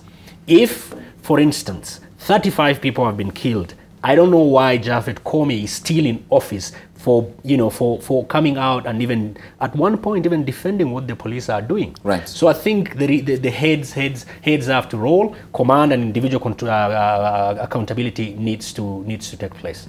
And that problem he mentioned, and Khalid mentioned it earlier, is impunity within the police. That's not an easy thing to handle. It's not something that a few people stepping aside will completely deal with. It's an internal culture within the police, which is something that should have been sorted after the new constitution was implemented and the reforms process was kicked off. However, I think what we have experienced are two things. One is internal resistance within the police themselves. They did not want reforms for obvious reasons. And the second one is a political lack of political will, which explains why soon after 2013, we started seeing some retrogressive amendments to some of the laws that had been passed that were supposed to anchor the reforms within the police force. And then if you look at some of the reports that were prepared ahead of the 2010 constitution, like the Justice Philip Ransley report, and even the Waki Commission of Inquiry, and including the Titus Naikuni Commission, there was agreement that there is a level of police officers, the top, let's say the top 200 or 300 police officers, who are thought to be beyond repair and who should have been retired, to give room for now recreation and reorganization of the police force. That never happened. That reorganization was cosmetic. It never happened. I think we need to begin to go back to that process to interrogate how the reforms happened and at what point we went wrong. Then there's something that doesn't get mentioned. There's something called operational manual, or the standing orders within the police. After the 2010 constitution, there was supposed to be new standing orders, basically operational manual, to guide the police, even in their conduct when they're handling demonstrations. Now, there were, what we know is that there was some operational manual that was prepared, but it was never adopted. So we don't know exactly what police are using right now. That is something that needs to be clarified so that we know exactly at what point the police went wrong when they were handling the demonstrations like these ones. The other is that aside from the Judicial Commission of Inquiry, which my colleague talks about, we also think that it is also necessary for Parliament, which also oversees some of these institutions, including the executive, to also carry out its own investigation, maybe a parliamentary commission of inquiry, as a result of which they might be able to understand some of the underlying undertones of these operations. Remember, I've mentioned that the most affected areas are opposition strongholds. And you know, Kenyan politics are ethnic. So when opposition strongholds are affected, the issue begins to assume some ethnic dimension. And we need to get to the bottom of that. And then we need to have both a legal and a political solution to ensure that accountability is supported by all sectors of government, including the executive. Right now, we don't think we have that. I see something saying one of your recommendations is to take concrete steps to strengthen community policing initiatives across Kenya. This has been tried before with varying results. But in areas where it works well, even within this context that we have. Right. But again, you know, it's a very specific area and it needs to be, you know, customized for various places. The Nyumba Kumi initiative, you know, that came up was in part trying, you know thy neighbor. So if there is anything that is, you know, conduct unbecoming, you can easily report. But that also is a process that needs to be shepherded very well, lest it becomes very difficult, because central to all these is the tremendous amount of trust deficit between the communities and the security agencies because of an underlying you know, history that has been allowed to fester. If, let's say, you go and meet anybody in, I met a guy in Mathare. He's only 32 years old, and he told me, Abdullahi, you know what? 90% of kids that I used to play football mtaani with are either killed or they are in jail. And we're talking about Nairobi. You know, we are talking Kenya in 2017, over 90%. And I asked him, Ndugu, how do you survive? He told me, my brother, if I don't stand up, there are so many people who are looking up to me, it will not be good. We are talking of a serious, you know, problem and legitimacy gap between the police and the security agencies. So Nyumba Kumi community policing is a step in trying to restore that. In areas where it works fairly well, because within the community, they know people who are not up to anything good, and they tend to report to their to the security agencies, and the process kicks in. But when there is, you know, such massive gap, it becomes very difficult to do policing. All right, we have a new election coming up, and one of your recommendations is interesting because it applies specifically to that new one. Ensure that all future police deployments and operations, including during their expected repeat elections, are lawful. So are there deployments that are not lawful? You know, one of the things that I have kept saying is that we don't know what operational manual that the police were using. Secondly, we don't know exactly who was deployed where and who was under who was issuing which orders. after that, when the violations happened, we don't know who we are supposed to go to ask these questions, especially when the top command denies. But also there were some troubling allegations that we did find on the ground, which we think need to be addressed. They may look frivolous, but for us, for as long as so many people are talking about them, it's not fair to dismiss completely that some of the people who are actually in police uniform and doing operations were actually wearing dreadlocks. The question we need to be asking, were these really police officers? We had a lot of this in Madare and parts of Kawangware, right, and Babadogo and Dandora. Now, these are issues of deployment of police, especially where there were violations that happened.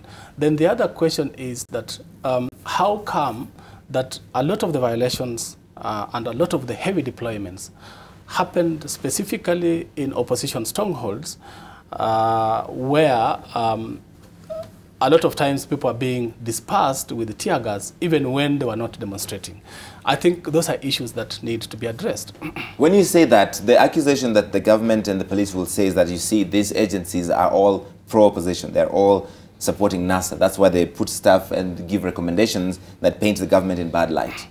You know, Larry, our mandate is very clear. It is human rights, defense of human rights. And if you look at the work of Human Rights Watch across the world, we have defended both sides, whether it is pro-government supporters who are being violated or it is opposition supporters. I don't think at this point when something happens either to the opposition supporters or to the government supporters, we are going to stop speaking simply because the other side is not happy about it. Right. Abdullahi, that is a common accusation. These agencies, Human Rights Watch, Amnesty International, lots of other non-profits, they're all pro-opposition. They're trying to paint the government in bad light because they're interested in regime change. I think we get this a lot of the time. And when the boot is on the other shoe, the same can be said. But I think for me, post-ICC, civil society becoming evil society, all of us being told that we get money from foreign government, that is what we do. Never mind the amount of, conferences, workshops that we do in order to attract foreign direct investment that the government engages in. So money becomes such a big thing. But I think the fundamental problem answer to that is, if there are human rights violations, let's stop playing politics. When a baby like Pendo, when somebody like Chris Msando, when somebody like this young man who was killed in Madare, it doesn't matter. It doesn't matter because the bullet doesn't know where you come from. The bullet doesn't know your tribe. The bullet doesn't know your political affiliation. The point is, if indeed we are saying this because we want a regime change, if indeed we are saying this because we want to paint the government in bad light, let them investigate.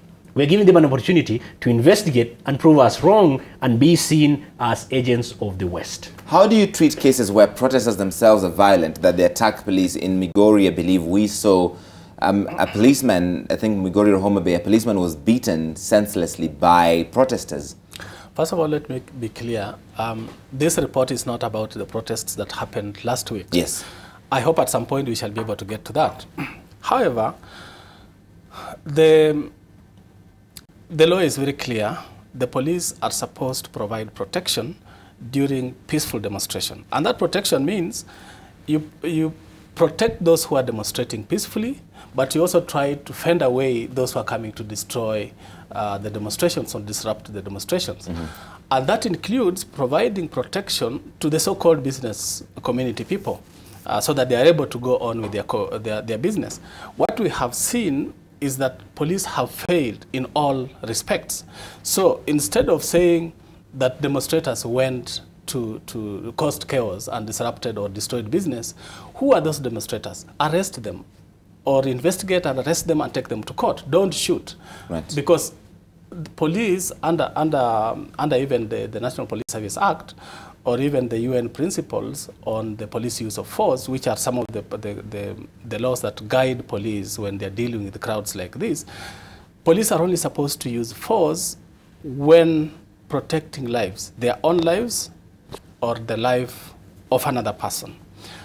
Now, I don't know what happened in Migori, but what we are talking about, the cases we have documented here, there is no evidence that at any of those cases, when those killings happened, that any of the police officers were facing any danger or anybody was in danger. You have seen some of the cases, like the video that the clip that you ran. So these are very clear cases, and I think it's escapist to keep citing that issue. Do you agree? I do agree. I mean, like we say, we don't work for anyone. If the government indeed thinks that some of these things we are fabricating, we are happy and willing to share, as much as possible information, to continue doing this. But then again, it cannot just be, in Mombasa it's happening, in Kisumu, Migori it's happening, in Nairobi here it's happening. You cannot just offhandedly dismiss and say, oh no, these are people who want to cause chaos. It's very clear in terms of what their mandate is. If they find somebody who is getting, is using extra legal means, get them, take them to court. Why is this very difficult? If what we are putting out, I will be very happy to wait from police spokesperson Ndugu Kinoti. They are saying they are studying it. We will be very happy, if you invite us back with him studying the report and us having, an honest conversation. Point by point. Point by point. This is what happened. This is what happened. By the way, Larry, last year in July, we did release a report about disappearances and extrajudicial killings of people suspected to have links to Al-Shabaab. And we did meet the Inspector General. And we did meet even Kinoti himself. And one of the things they told us is that they want to study the report and they will issue a comprehensive response within 30 days. This is 1 year later. We have never found a response. That comprehensive report never came. It has never come. Then last May this year, we did meet them and we raised the issue. They asked us for 100 copies of the same report, which we did supply. And they said they are going to issue a response within 2 weeks. This is almost 6 months down the line. They have not responded. In May, we also had a report documenting the beatings and killings of journalists in the country, which police refused to investigate. In some of those beatings and killings, police are implicated. And they told us they are going to respond comprehensively after studying the report. How many months is it from May? It's 5 months down the line. They have not responded. So to me, I think this is just one way of running away from the responsibility and the need to ensure accountability. All right, gentlemen, we'll leave it there. Thank you so much, Abdullahi Boru, Tino Namwaya, for coming in today and talking about the Joint Amnesty Human Rights Watch report. It is week 4 of the NASA protests, the anti-IEBC protests, where they're calling for removal of key officials of the Independent Electoral and Boundaries Commission. In at least one city in Mombasa, they have been broken up twice. The demonstrators that were gathering in Moi Avenue, that's near Uhuru Gardens. Police do not want them to do so because they're implementing that directive last week by Dr. Fred Matiang'i, the acting Interior Secretary General, the acting Interior Cabinet Secretary. Here in Nairobi, we have seen police presence outside the IEBC headquarters at Anniversary Towers, and right now, one thing that's happening is because they can't get into Uhuru Park. Uhuru Park is kind of closed out right now because they're preparing for the, Madaraka Day, Mashujaa Day actually. Mashujaa Day celebrations on October 20th. I believe that's Friday. So that whole area is now closed out because the military is in there, but that's usually the place where they begin and end their protest before they disperse. So that's not open to them yet. So we'll see if they have other tricks under their belt, because they've insisted these protests will go on and this is unlawful. Right now, though, I have to sneak in a really quick break on NTV Today. We'll be right back in a moment.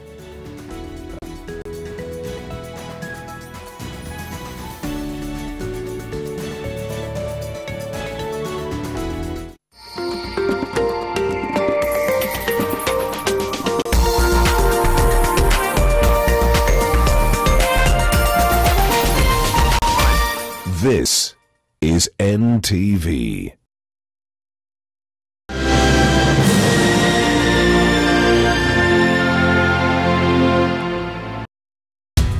If we believe in our own today, nothing out there can stop us from being top of the world. Tujiamini. SportPesa. Made of winners. Salale. Steve. Na hii ametoa wapi? Tunashangaa. Ametoa wapi? Ai. Na hiki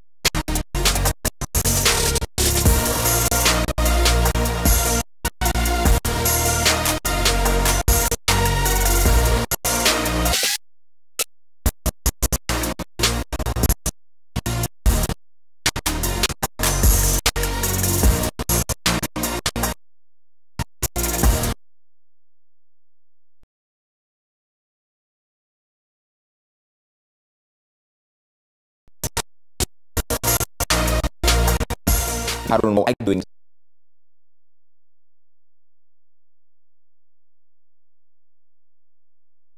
that like an extra. Let me take you to NTV's on the streets of Nairobi, where NASA is expected to hold anti-IEBC protests this morning. Muredi, where are you? What's happening? Well, Larry, as you rightly said, is that we do expect that probably later in the day we are going to have demonstrations, but there have not been any signs of such since morning at this particular time. We are on Moi Avenue, which has now become synonymous with the political and the demonstration. Last week, they had adopted this mode whereby they do walk from Uhuru Park all the way on to Kencom, then on Moi Avenue, where they are housed at the anniversary towers. But at this particular time, what we've been able to say is that business is going on as normal. As my camera person, Robert Gishira, will be able to show, is that this is this building here. Everything is open at this particular time, and businesses are continuing. Kenyans who come onto these streets to go into the stores are continuing with whatever they've been going on. This street and also on this other side, businesses are continuing. The roads are open at this particular time, as nobody wants to be caught in the crossfire just in case the demonstrators come in, because the time that they do come in is not known. But one thing that we've also been able to notice within town is the fact that there is heavy police presence just to make sure that no demonstrator is allowed to come in.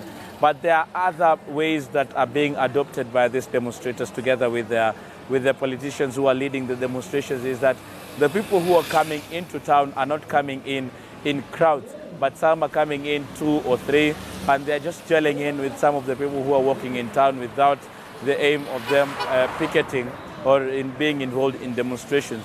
So that later in the day when the leaders will be coming into town, they'll be able to join, or they'll be able to come from the crowds and join them, and that is when they'll be able to demonstrate. Because if they do come in numbers as they have been coming, they'll be raising the red flag, and police will be noting that these are not just normal Kenyans and normal business, but demonstrators. That is what we've been able to pick up. But also one other thing, just like this car is passing at this particular time, it is what is characterizing the streets of Nairobi at this particular time. Last week on Friday, this was the street where there was too much action with regards to demonstrators and police, and there was too much tear gas. On this street, there is so much business that is owned by who these people calling themselves the Nairobi business community.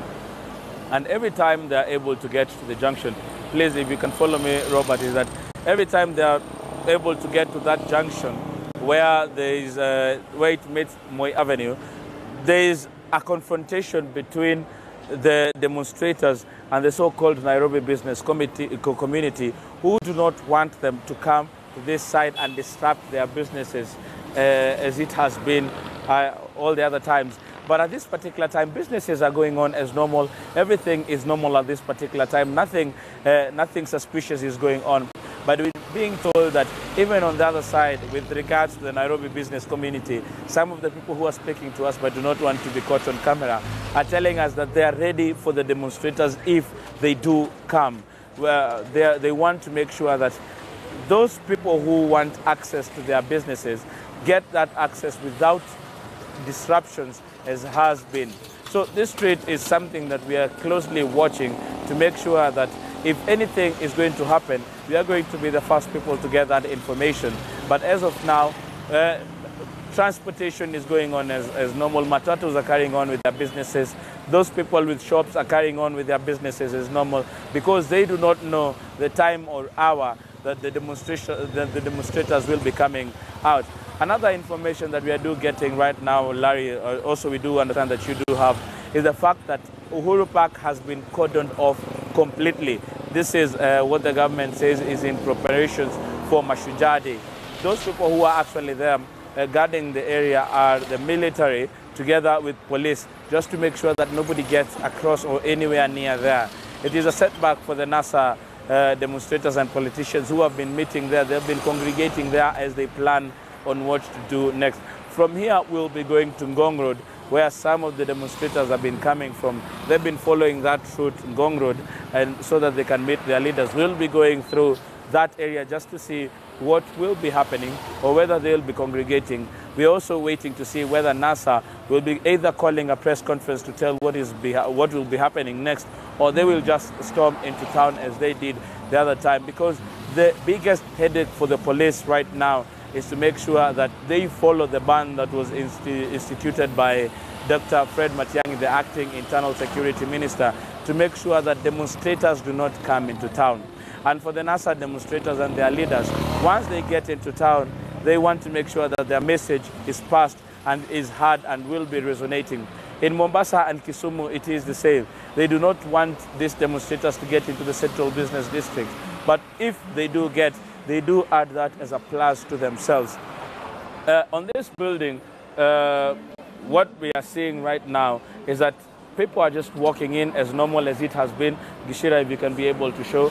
People are just walking in. It is also the building that some of the nation media staff also work, where the canteen is here. But everything is going on normal. On this side, we can see that there are shops that house there are shops that house people who sell clothes, shoes, and all that. And also there are taxi drivers also on these streets who are out here to make a living from their businesses. And all this has been disrupted. And the whole of this week, as it has been called by the NASA leaders, is that every day of the week will be marred by protests.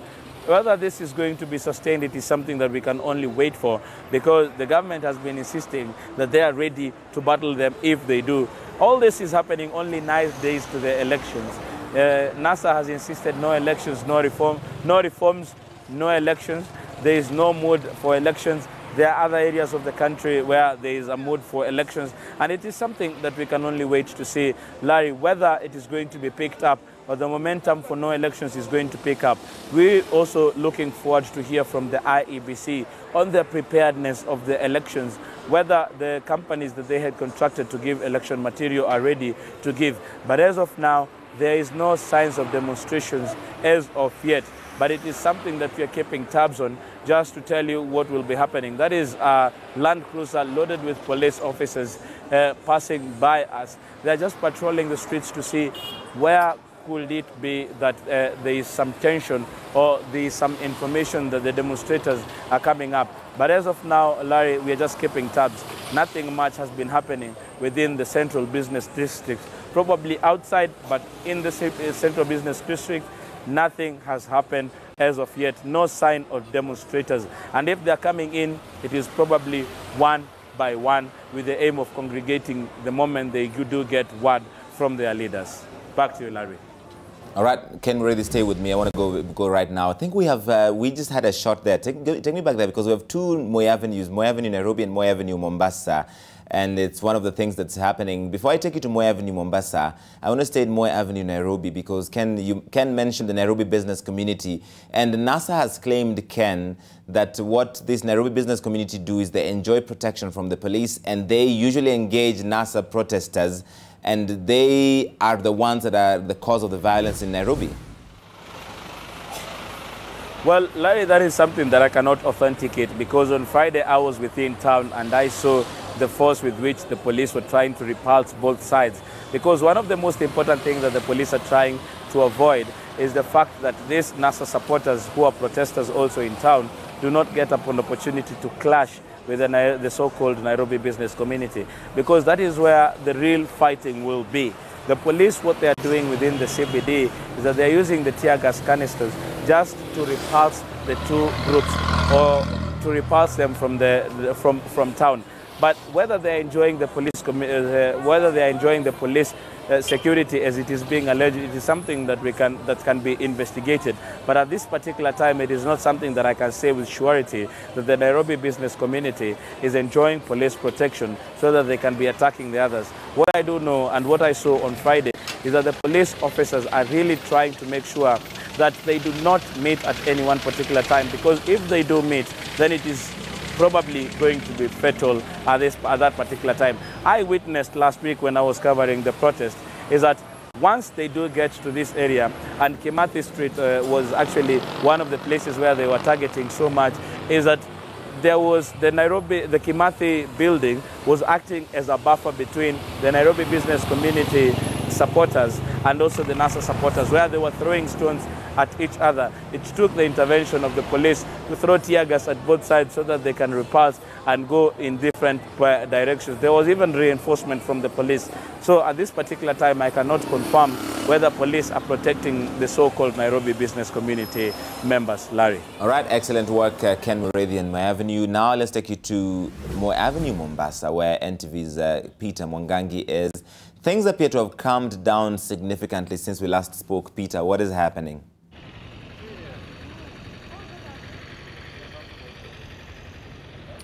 Thank you, Larry. Since we last spoke, a lot of things have happened along this street. Tear gas has been thrown a number of times. Before we spoke, actually, the Deputy Governor of Mombasa, Dr. William Kingi, the Member of Parliament from Vita constituency, where this avenue is, Abdul Samad Sharif Nasir, they were all here, but they did not even march for more than even 100 meters because they were disrupted. And as we speak, despite the relative calm that has come here, police officers are still patrolling the streets. If my cameraman Peter Wainaina can just show, they are still patrolling the streets to ensure that there are no demonstrators along this avenue and the other routes, or rather the other streets down here. So nothing much has happened in as far as demonstrations are concerned. They did not go any further. We understand, though, that a number of protesters have been arrested. We are yet to get the number of the protesters who have been arrested. But we will be contacting the police to see how many they were arrested. But we saw a number of them being arrested just down the streets here. A number of businesses also were affected at the time. We saw a number of people closing down their businesses, and some of them include those who sell shoes, others who sell clothes, others just general stores. They were forced to close their shops. But as we stand right now, some have started to resume and open their businesses. About 5 minutes ago, while we were here, some tear gas was also thrown down there, and police are determined to ensure that they thwart all the attempts to have demonstrations by leaders and also supporters of the National Super Alliance. Of course, one of the people who have been affected is our cameraman Peter Wainaina, who walked right through the tear gas, and right now, even as he takes these pictures, he has his eyes are pretty red, and we can only hope that he will feel better. But right now, the situation down here is calm. We'll continue monitoring the situation, Larry, to see what will happen thereafter. Larry? All right, Peter Wainaina is doing excellent work right there. I wonder if the leaders, you said Abdul Somad and a few of the others were there, did they indicate, did you get a sense that they might be coming back? I know I've been asking you this question several times and you don't know for sure, but it seems to me that given how strongly NASA has said that their protest will go on, they might not give up that easily.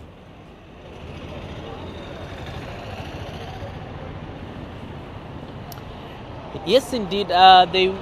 Even when we had a chat for a few minutes before they were dispersed, and they were saying that they are determined to have the demonstrations. However, how successful they will be is a matter of wait and see, because along these routes there have been police officers patrolling, and also on the other end there are others waiting on that other side. Even if they come to these streets, we do not know whether they will go any further from there. But those are the only leaders who have been participating in anti-IEBC demos. We have not seen the governor of Mombasa, Hassan Joho. Well, maybe he has his own reasons for not showing up here. But as far as we are concerned, those could be the only ones who will be attempting to come back to the streets and try to demonstrate. Remember, they are making a number of demands. One, they want the Otimofo and the Al Ghurair printing farms to be their contracts to be terminated. And as far as this election is concerned, they also want the IEBC servers, which are said to be located in France, to be brought back to the country. They also want the electronic results transmission system to involve scanned images and not just using text messages or Excel documents. And of course, they want the officials who are said to have been involved in irregularities, as said by the Supreme Court, to be for action to be taken against them. Otherwise, they say with the IEBC as currently constituted, they do not have faith in that body that it will conduct a free and fair process. Larry. For the few that have been arrested, Peter, what are the charges usually preferred against them? Is it causing public disturbance? What kind of charges are usually preferred against them? And are they usually released, or do they stay and appear in court?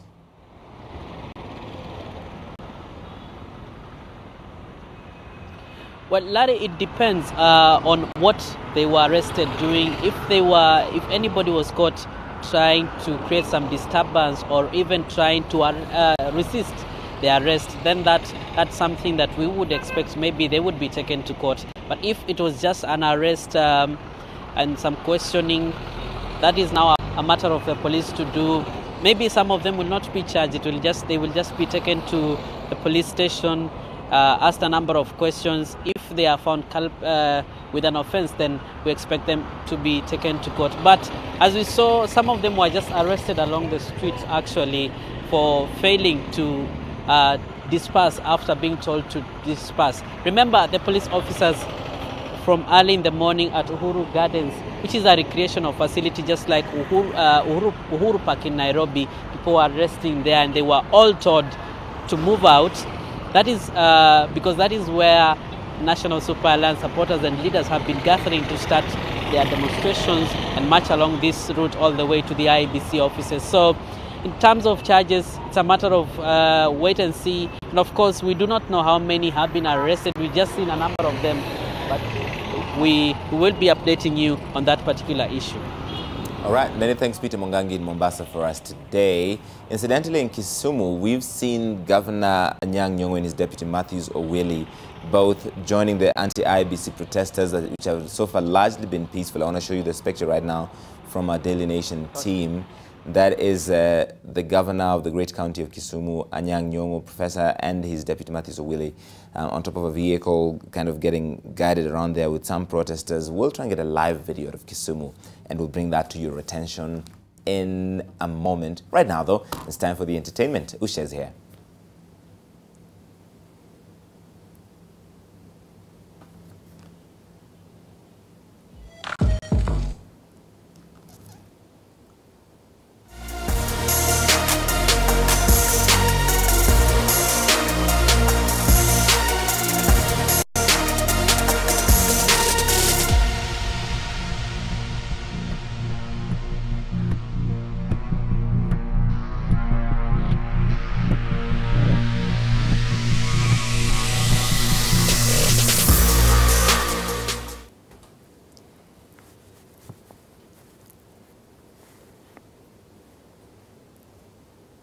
You know, I think they really nailed it on that one. Moving on, well, you all know her for her bubbly character, and she has frequented your screens every once in a while as the host of The Trend. Jambi Koikai, right now, if she needs your help. She has recently been in and out of hospital for thoracic endometriosis. That's a condition which causes her lungs to collapse every month. She took to social media to appeal for financial assistance. She needs 10 million shillings to get treatment in the US. Now, to help Jambi, contributions can be sent through the M-Pesa pay bill number 490681, and the account name is the Jambi Koikai Fund. Inakaribiana. Yes, alafu sasa unarusha nje. Okay. So unaendelea na hiyo tambia. Alafu sasa tunaenda.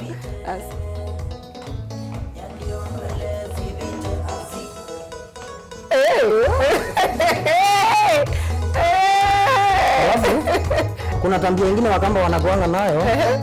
Sasa hiyo sijui kama utaweza. Hiyo siwezi. Hiyo siwezi. Nikifanya hivyo, tikitafungwa na sipoa. Right, a very, very bubbly character. We do wish her a quick recovery, and we can't wait to see more of her. Moving on, you know, and the entertainment scene is all about showing you what's new. And in terms of new songs, we have Holy Dave, who released a new song, Ushawa I Notice. Now, there was a bit of problems with it because apparently he claims that he released it and then it was deleted from his YouTube channel, of which he is the only person who is the admin. So I don't know how that happened, but he did re-upload it. Take a look.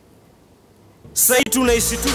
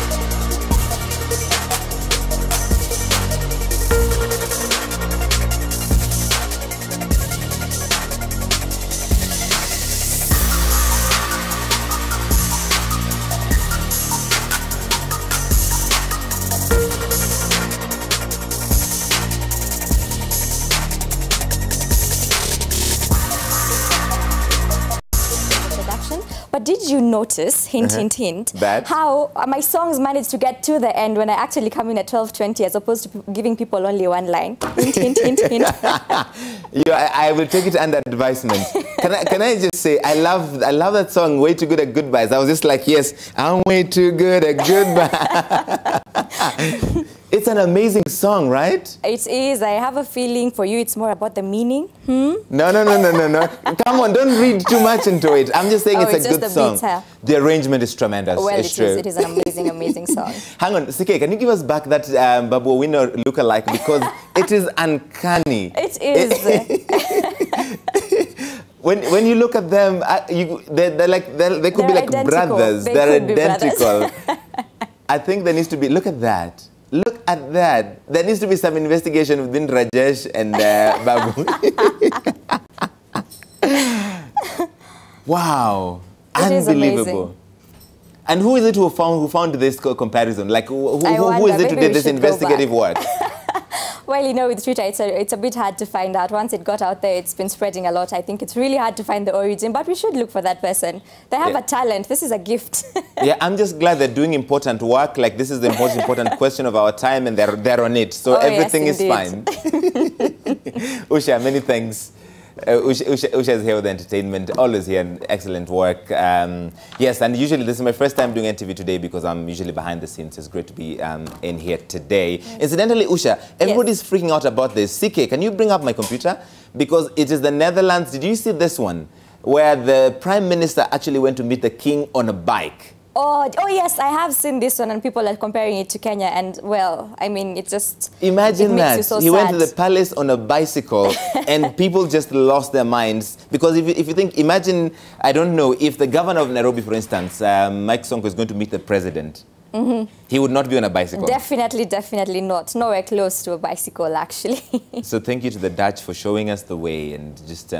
And yes, let's hope to be doing more entertainment stories of the same of our own leaders. Absolutely. Usha, many thanks. Like I mentioned, we've got some breaking news coming into us over the last hour or so. Harun Mwau has sued the IEBC and Wafula Chebukati for intending to hold a fresh election without doing nominations. And this actually was filed a couple of days ago. It just became public right now. I want to show you, he's represented by Benjamin Musyoki, an advocate of the High Court, and who wanted a certificate of, under a certificate of urgency. And I want to go to some of his argument right now real quick. He says that if this election goes ahead as the IEBC intends to, it will certainly be nullified by the Supreme Court. So that is the argument that Harun Mwau's lawyer is making here. Let me read for you one clause. It says, it is clear that the respondents, meaning the IEBC, are seeking to waive provisions of the Constitution and the law, which they have no power to do. And as a matter of course, if the fresh presidential elections are allowed to proceed as the respondents intend, the Supreme Court, like night follows the day, will invalidate the same. It is in high public interest that the fresh presidential elections be conducted in accordance with the Constitution and the applicable laws. Also, considering the effects of elections on the economy and the strain on public resources, it will be unfair, unjust, and it will injure public interest for the court to allow an election to proceed other than prescribed by the Constitution. And his final prayer is that it is in public interest and of great public interest that this matter be certified urgent and hard and determined expeditiously and in a timely manner unless the inexorable, illegal, and unconstitutional elections proceed, creating a constitutional crisis and public uncertainty. So this case, in a way, goes to NASA's point that IEBC should have held fresh nominations when Raila Odinga withdrew from the election just a day before the Justice Mativo ruling, which allowed the Ekuru Court to join. So Harun Mwau now saying that the IEBC should not go ahead with a fresh presidential election on October 26. This is only the latest court case regarding this fresh presidential election. There have been many.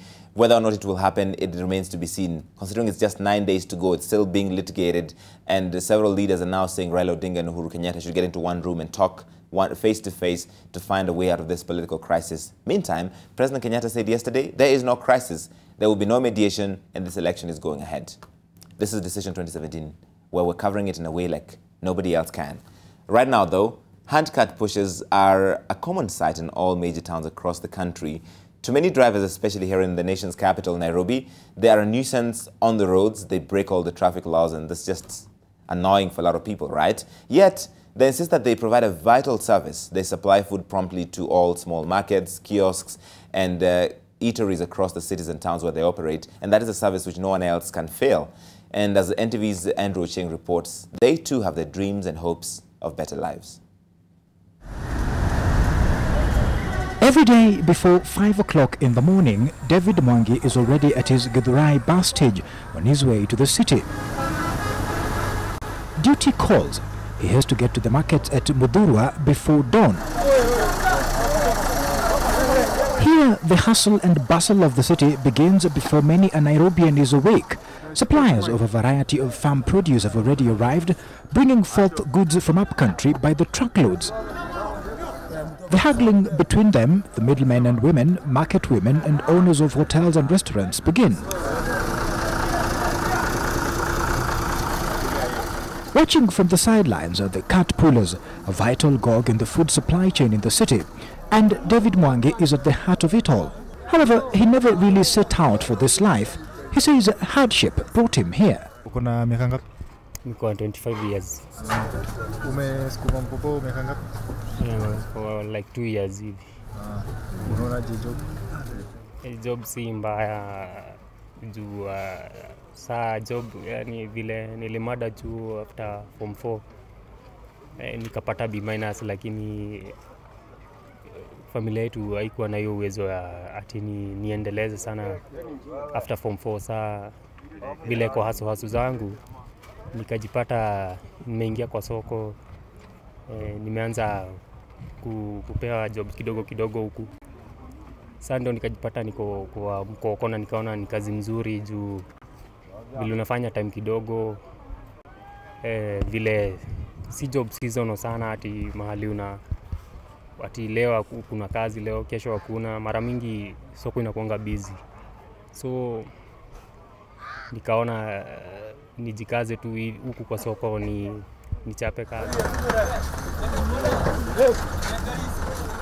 Soon his cart is full and he is ready for his first delivery. This trip is only a short distance away, around 2 kilometers, but still it's no easy task.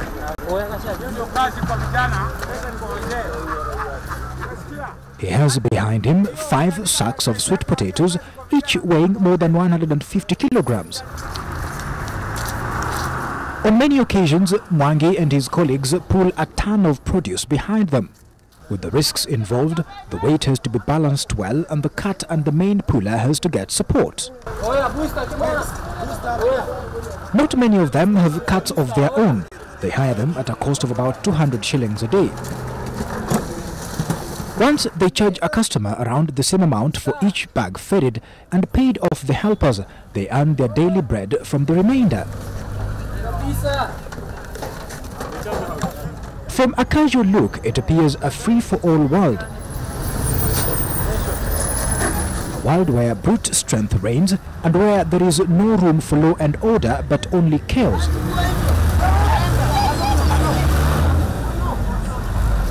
The carts are common traffic offenders using wrong sides of the road and taking unauthorized and dangerous shortcuts.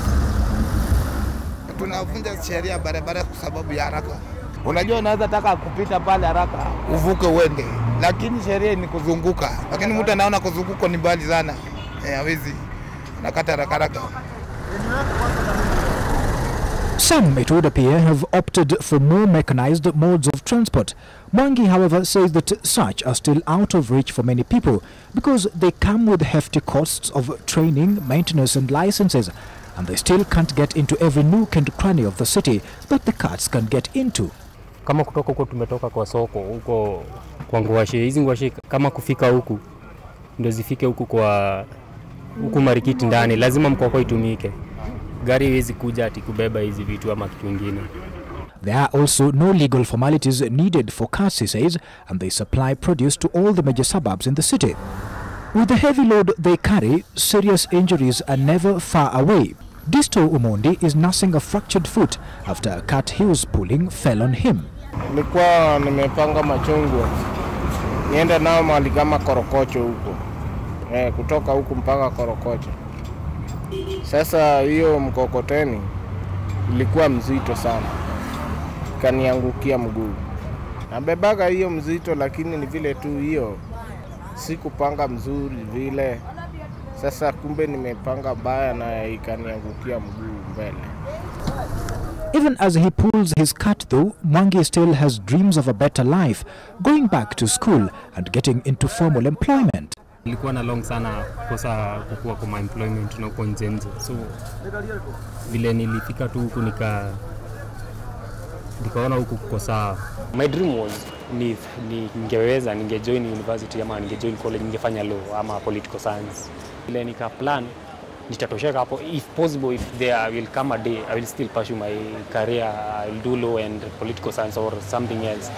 Hii kazi yetu, it needs strength. And as years come, una get weaker. So you don't expect me to be pulling a cart when I'm like let's say 50 years or even 40 years. I'll be a bit weak, I think. Maybe I'll be masculine, but I'll be weaker.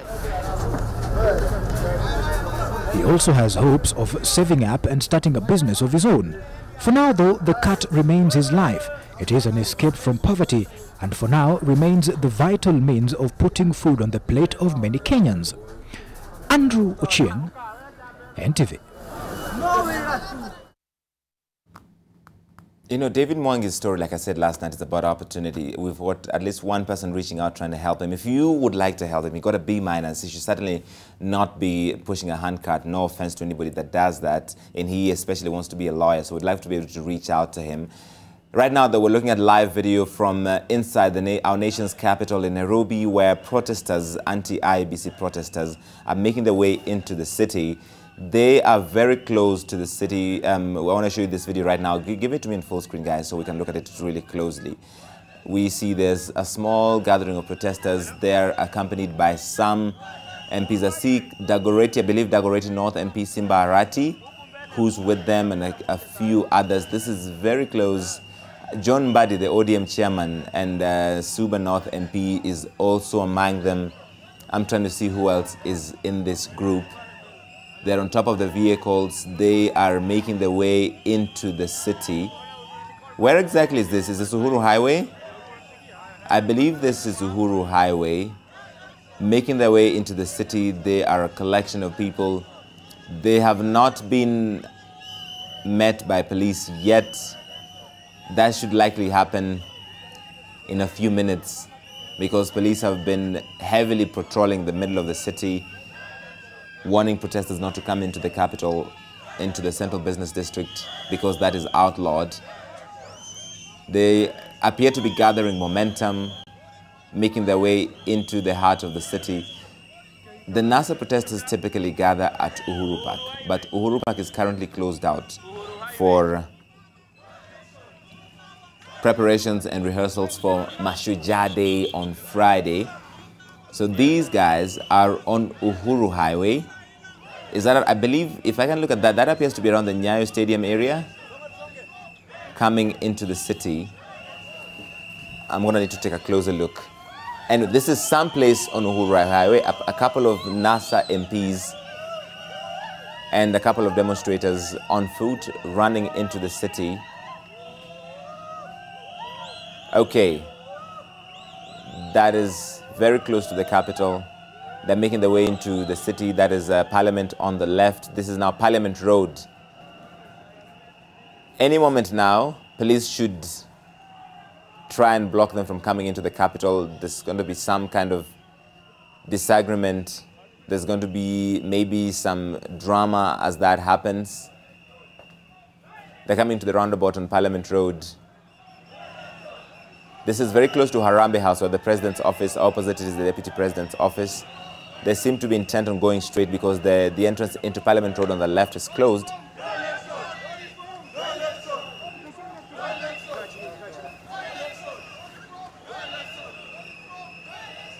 They're chanting no reforms, no elections as they come into the city, approaching the city from, I believe that is Harambee Avenue now. Harambee Avenue is where the President's office and the Deputy President's office is. That is also where Jogoo House is. And that is also where a lot of government officers work from, a lot of ministers work from here. Dr. Fred Matiang'i, incidentally, also works from this street.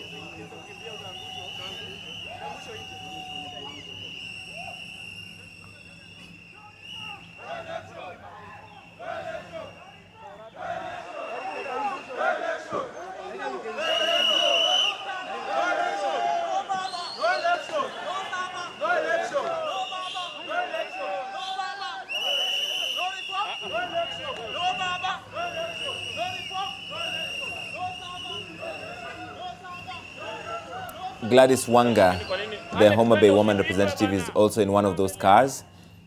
She has been at each one of these protests, and she, on Sidebar this Wednesday, she said, I am a general. I am not afraid of protests, she says. And there you see her again in the lead. NASA MPs and NASA protesters, NASA supporters coming into the city. I think this qualifies as a central business district, depending on what police consider that. The leaders on top of their big four-wheel drive vehicles, the supporters on foot, running side by side, approaching the Moi Avenue area now. They appear to have slowed down slightly. No reforms, no elections is the rallying call for them. 9 days to the election, they insist there will be no election on October 26. The government, the IEBC, both insisting the elections will happen. Incidentally, the area they're just approaching right now is, I think that's Jogoo House A. And that's one of the areas, okay, they're taking a turn there because that is where the police roadblock is. Now you see it, a big truck blocking the way, several others. They have turned around. They seem to be going to playing some cat and mouse games with the police.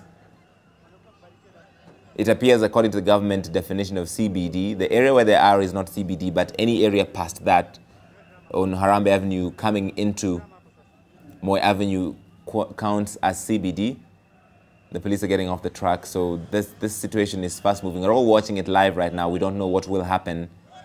They have been contained in that area right now on Harambee Avenue, not too far from the President and the Deputy President's office, and not too far from where the Interior Cabinet Secretary, Dr. Fred Matiang'i, the acting Interior Cabinet Secretary, Dr. Fred Matiang'i, works from. I want to listen in for a moment to see what's happening here. Kidogo tu, enda chini nani hapa picha. Wewe kaa chini.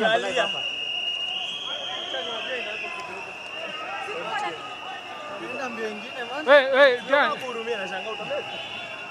Wewe ukikaa hapo hivi usikae usipande. Wow.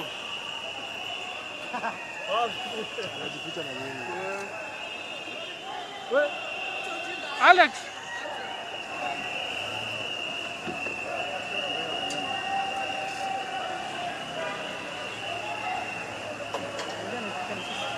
Wanajificha kwa hii gari. Amefunga helmet huyo. Anaambiaje nini?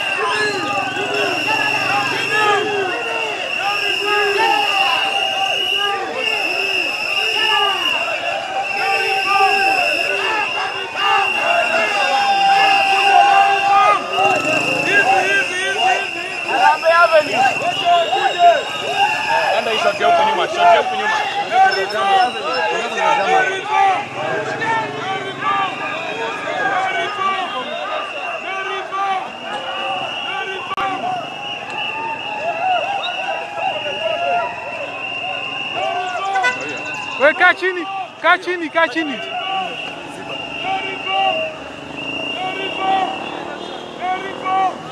Unajua unawachezea mento.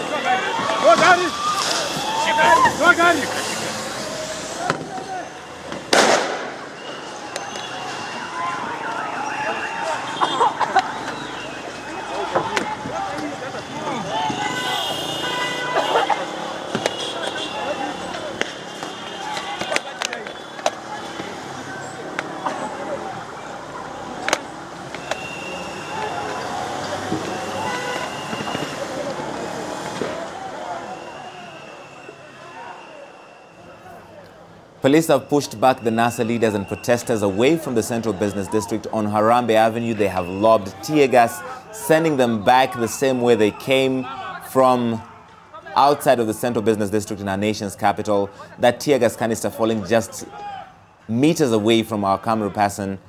And there you see now the demonstrators running along the roundabout on Parliament Avenue. They were just outside the office of the Acting Interior Cabinet Secretary, Dr. Fred Matiang'i. The city is now in full battle mode as the protesters and police do battle right outside Parliament, outside Dr. Matiang'i's office.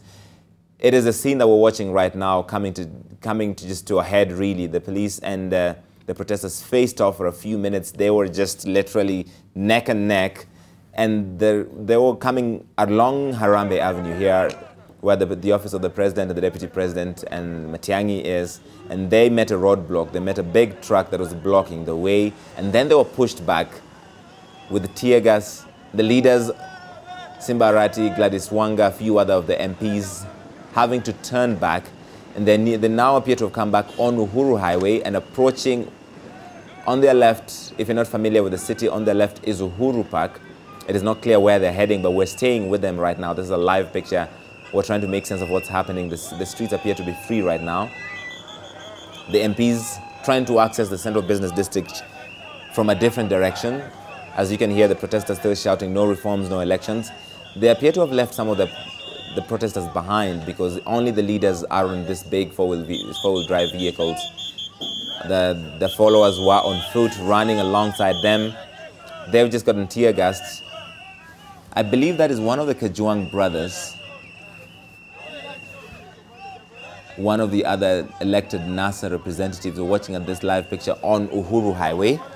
They appear unfazed by the tear gas and the blocked road on that one side. If they take a right now, they're going to be trying to access the Central Business District from another direction. It has slowed their momentum, but certainly not the drive. They are not heading back from the community area in the city where they came from. They appear to be trying to either go to Uhuru Park or to come into the Central Business District using Kenyatta Avenue.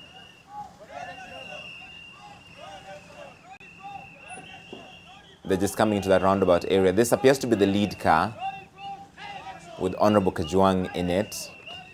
They appear to be leading the way and the others are following whichever direction he goes. He was the first to make a turn as well.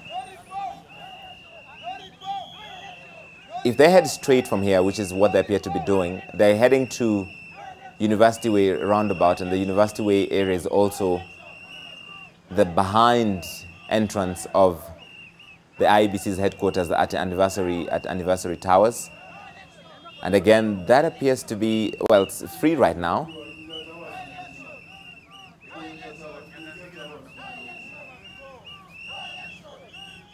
Some of them hanging on the back of that car holding Raila Kalonzo banners. They obviously supporters of the NASA presidential candidate Raila Odinga and his running mate Kalonzo Musyoka. The lead cars appears to have made some distance from the rest of the protesters and the other cars where the other NASA leaders are in. Again, we don't know what's happening. We don't know where they're heading. They have not told us. We're just tracking along with them to see what happens. The police have managed to kick them out of the CBD, at least from one direction, on the Harambee Avenue side. And there again, one more time, tear gas canister thrown. A second one right in front of us. Past that, it's kind of a clear area where that the tear gas canister has been thrown. We don't know what's going to happen when they get to that next University Way roundabout and if they will take a right and try and access University Way or come in and head back into Uhuru Highway. Those are the other leaders following behind in other cars. They have lost the supporters, many of whom were on foot behind in that breaking up of the protest around Harambee Avenue.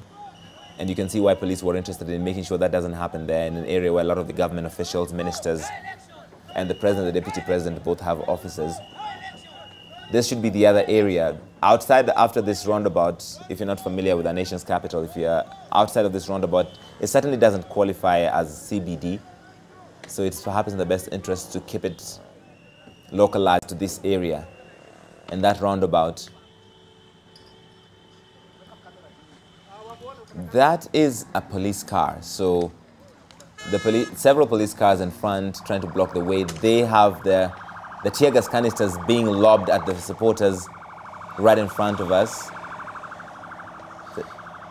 That is certainly the fourth or the fifth time that our cameramen, our crew are getting tear gassed. And if you've ever been tear gassed that up close, it is stinging. It is stinging. You can hardly see, so it's a miracle that a cameraman can still shoot. I think that's Robert Gishira on that camera, one of our most experienced cameramen on the job. He certainly covered more than one protest with the tear gas.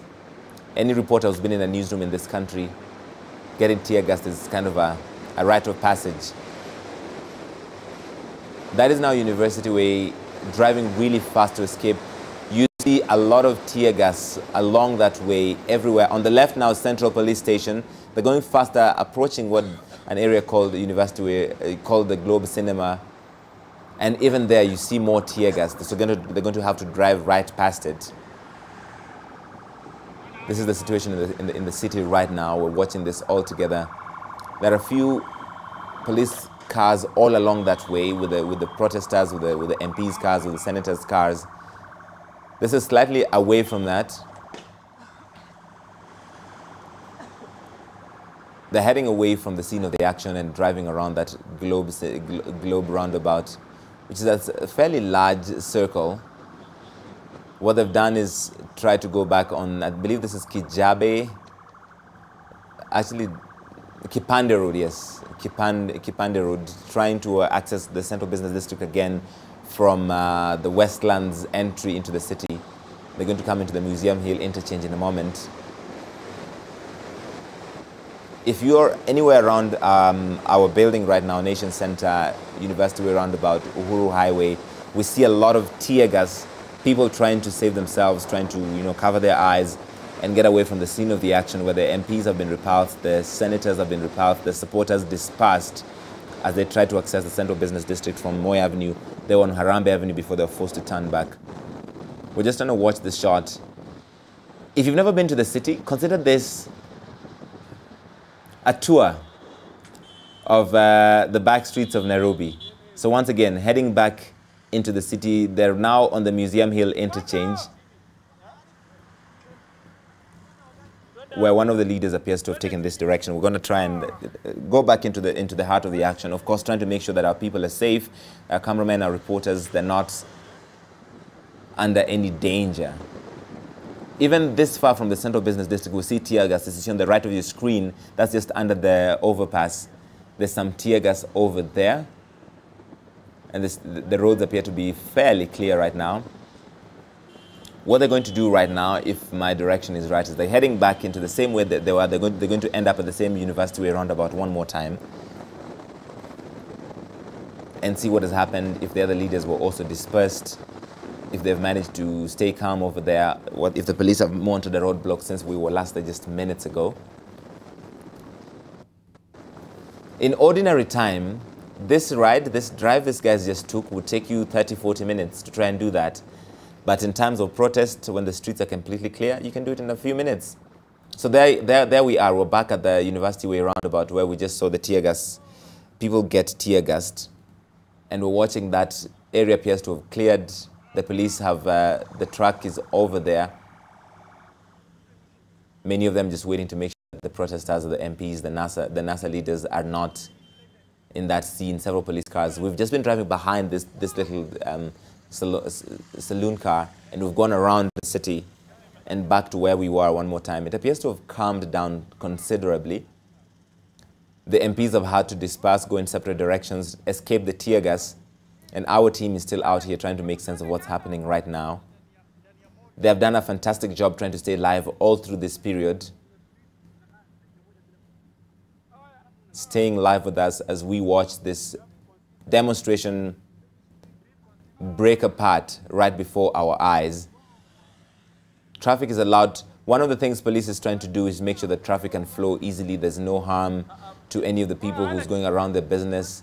Some photographers, some cameramen, some reporters caught up in the middle of all of this, having to clear their eyes. Not everyone had the fortitude or the presence of mind to bring a gas mask. So some of them are having to deal with this, but it does come with the territory, I'll tell you that. They have managed to clear that area. They managed to clear that University Way roundabout and disperse the leaders. We'll stay with that shot. We'll in a moment and see what happens, and we'll try and visit other parts of the city.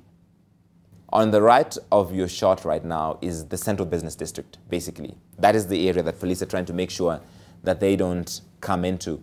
And if you can see the Shell petrol station, just before the Shell petrol station is the IEBC headquarters.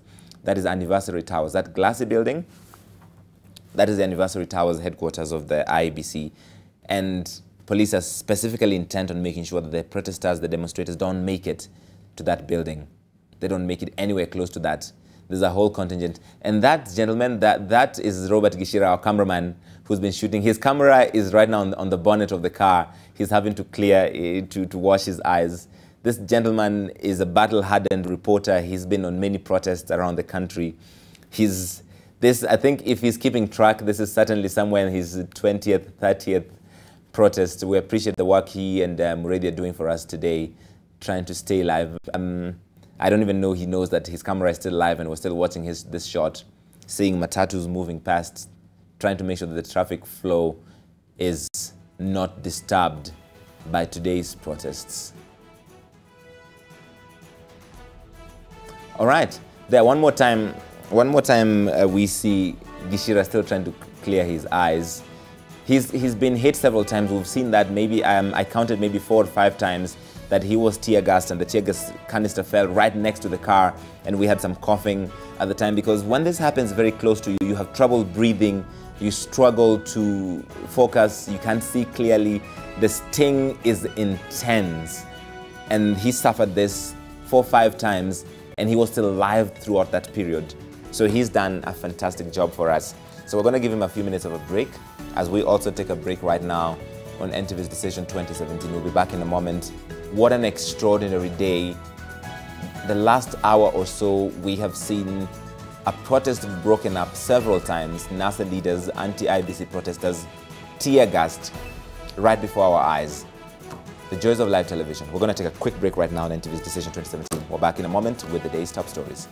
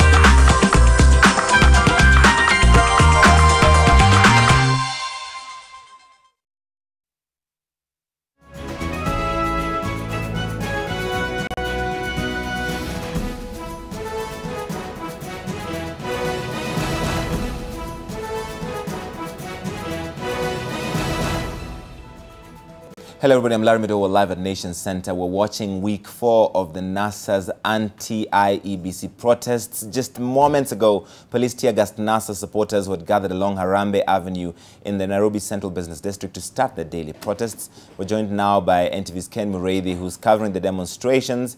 First of all, Mureithi, we've been watching you short and keeping up with you as the NASA supporters and the leaders came into town and then were tear-gassed. Are you and Gishira, our cameraman, fine? Larry, as I can tell you, moments ago we were just victims of what has been happening. We were victims of what has become of Tear Gas Monday, and that is what is expected the whole of this week.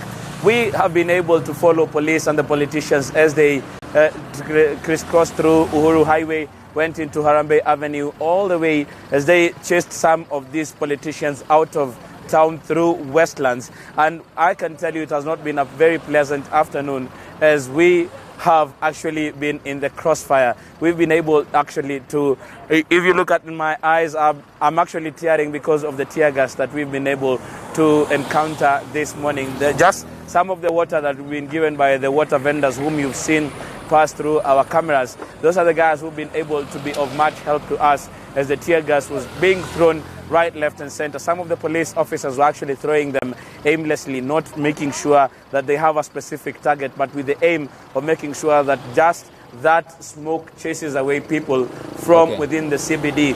The NASA politicians, together with the supporters that they had, tried to come all the way to Anniversary Towers, but the only thing they were able to do is pass across here.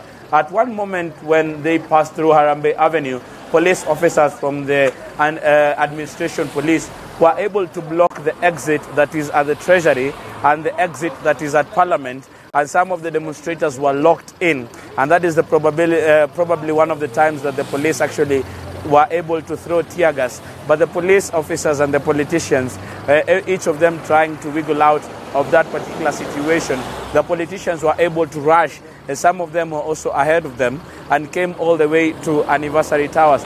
But police have been able to contain the protesters and the politicians who are leading them. And at this particular time, they've been able to chase them away from the Central Business District. It is something that we're really keeping tabs on at this particular time, Larry. And we'll be giving you information as we do get them. We do understand that the politicians have gone to another place so that they can regroup and be able to come and give another lap in town before they retire for the day and plan again for tomorrow. But one thing that I can also tell you is we've realized, as we had told you earlier, is that some of these protesters had already come into town and gelled in with other people who are on their businesses. Because what we saw at the Nyayo roundabout, the Nyayo House roundabout, what we saw is that one of the vehicles with politicians, it had John Mbadi and Simba Arati, they were going round the roundabout, trying to signal some of their supporters who were already in town to come out into action. And immediately they were sure that they had quite a sizable number. They started walking on Uhuru Highway as they tried to provoke police into action. We saw the police officers, some of the lorries, just tried to come in front of them as they approached the Uhuru Highway roundabout, just to make sure that at that particular time they could not pass and go any other way. And that is what the kind of confrontation that we've been able to witness all afternoon, just in a period spanning 30 minutes. That is what has been happening. But we do understand that they have gone right now to regroup so that they can come and find another course of action. But police are actually very vigilant at this particular point. This is the police, the regular police, the police from the administration police, and also police from the prisons, who are actually joined forces together with those from GSU to make sure that the CBD is a no-go zone for these protesters. But in their wisdom, they've been able to come in just to make that statement that even though you say that we cannot get into the CBD, we know that we can get there and make that statement and actually paralyze a few businesses that are going on at this particular time within the Central Business District. Larry, back to you.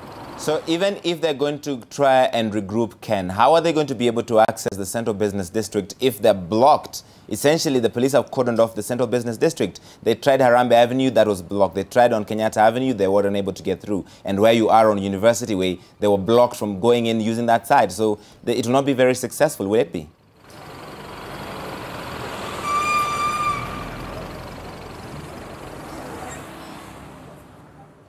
I'm pretty certain that Ken did not hear me, and that shot kind of just went off the air as we were looking at that. But Ken and Gishira have both done an amazing job in very extraordinary circumstances, getting tear gassed 4 or 5 times on live television, and they kept the signal up and tried to show us what was happening. We'll try and cross back to them. We understand the NASA leaders have gone to regroup, and we'll be trying to access the Anniversary Towers headquarters of the IEBC in the minutes and maybe in the hours ahead. We're staying live. If news breaks out, we'll break in. In the meantime, security officers were patrolling the streets of Mombasa to thwart any attempts by NASA supporters to hold demonstrations in that city as well.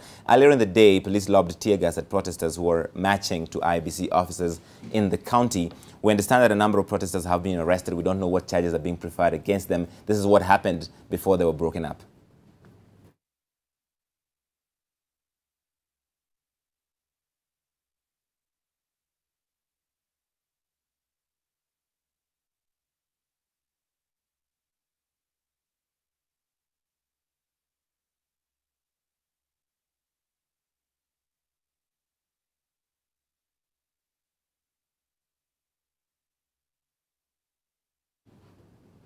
That is the demonstrations in Mombasa. The leaders and the supporters were gathering, and there you see them met a big line of police, anti-riot police with tear gas and other ways to make sure that they don't come together in the middle of the city. Some commentators were watching this are calling the police actions unprofessional and dangerous, especially on peaceful protesters.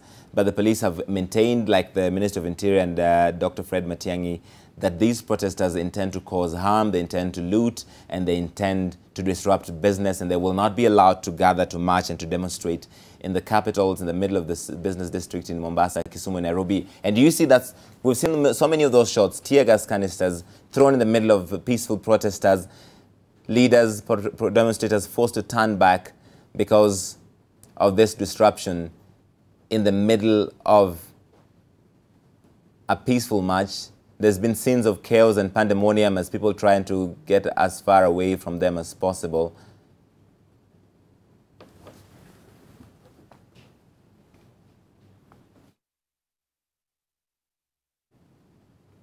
So watching this development in several key parts of the country, most notably Nairobi, Mombasa, Kisumu, where protests have been outlawed. If there's anything happening, we've got video, we've got live video, we'll bring it to your attention. Let's try and cover what else is happening right now. The European Union Elections Observer Mission lauding the efforts being taken by the IEBC to ensure the fresh presidential election is conducted better than the August 8th general election. The EU mission had given the IEBC and the political parties a list of 18 recommendations that, if implemented, would have greatly improved the electoral process. The mission now saying IEBC is taking positive measures in regards to nearly all of the 9 recommendations that relate to the election administration.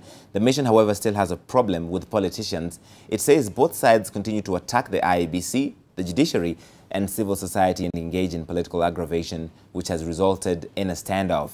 In particular, the EU Election Observation Mission has criticized the Electoral Amendment Bill passed by Jubilee MPs, and the no election stand taken by NASA is now calling for dialogue and cooperation to arrive at a compromise.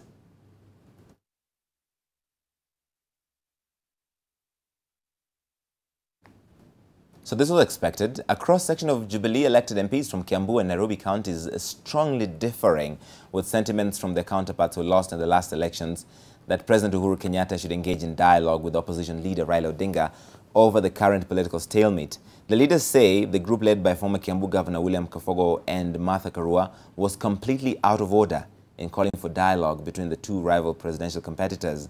They say Raila should get ready to engage President Kenyatta in the elections and not in dialogue. Raila Odinga and Uhuru Kenyatta have no business to speak on one topic. Hiyo dialogue wanaitisha itakuwa dialogue ya debe.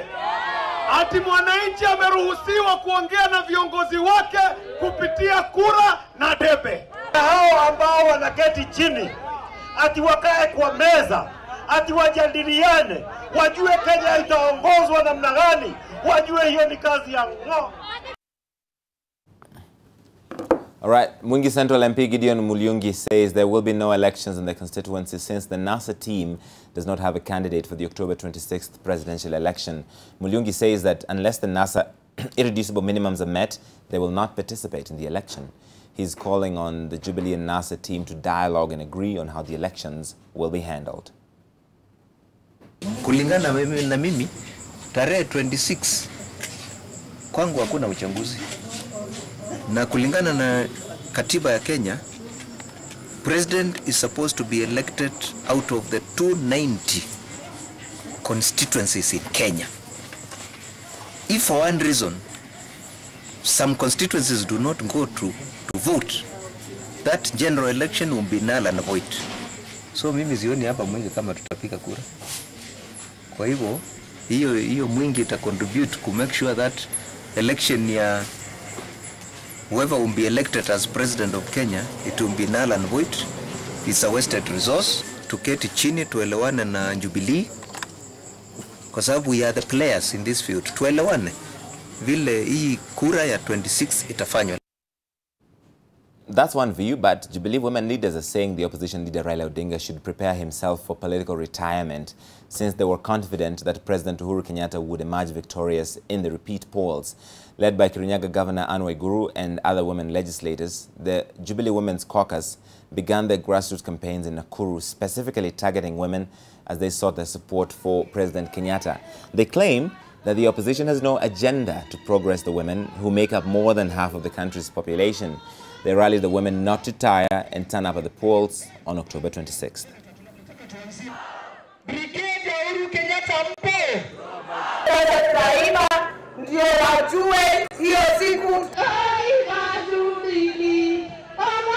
Na wanajua wanatoroka kwa sababu hawana kura. Halafu wametuletea mizozo. Wanataka kuwa na serikali ya nusu mkate. Tarehe 26, kina mama wenzangu, ninawaomba ya kwamba kila mtu akitoka au amebishia majirani na jamii yake waweze kutoka, uchukue watu wasiopungua 20 na kwenda nao kupiga kura. Kino hataki uchaguzi. Na sisi tunataka kumwambia leo kinagaubaga apende asipende, uchaguzi utaendelea na tumechoka. That is why October 26 wa mama, kura ya Uhuru haitakuwa tu kura ya kumfanya president because he's already the president. Itakuwa kura ya kuunify this country. Itakuwa kura ya kuleta wewe mama Mkikuyu na wewe mama Mjaluo pamoja. Angry protesters took to the streets in Somalia's capital, Mogadishu, to march after more than 270 people were killed in near-simultaneous bombings in the Somali capital. More than 2,000 people gathered in Mogadishu to protest against the attacks that have been described as the most...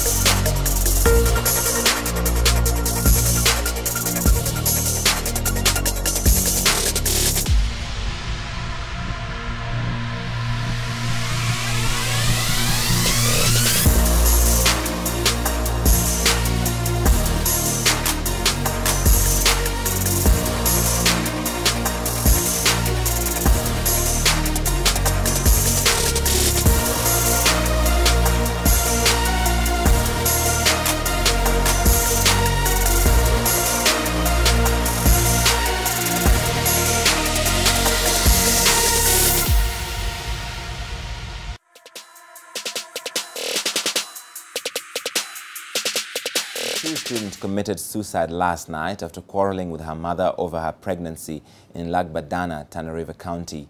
Officials from Girl Child Network, who consoled the mother, said lack of counseling among teenage girls who drop out of school due to pregnancy was also to blame for suicide cases reported in that area.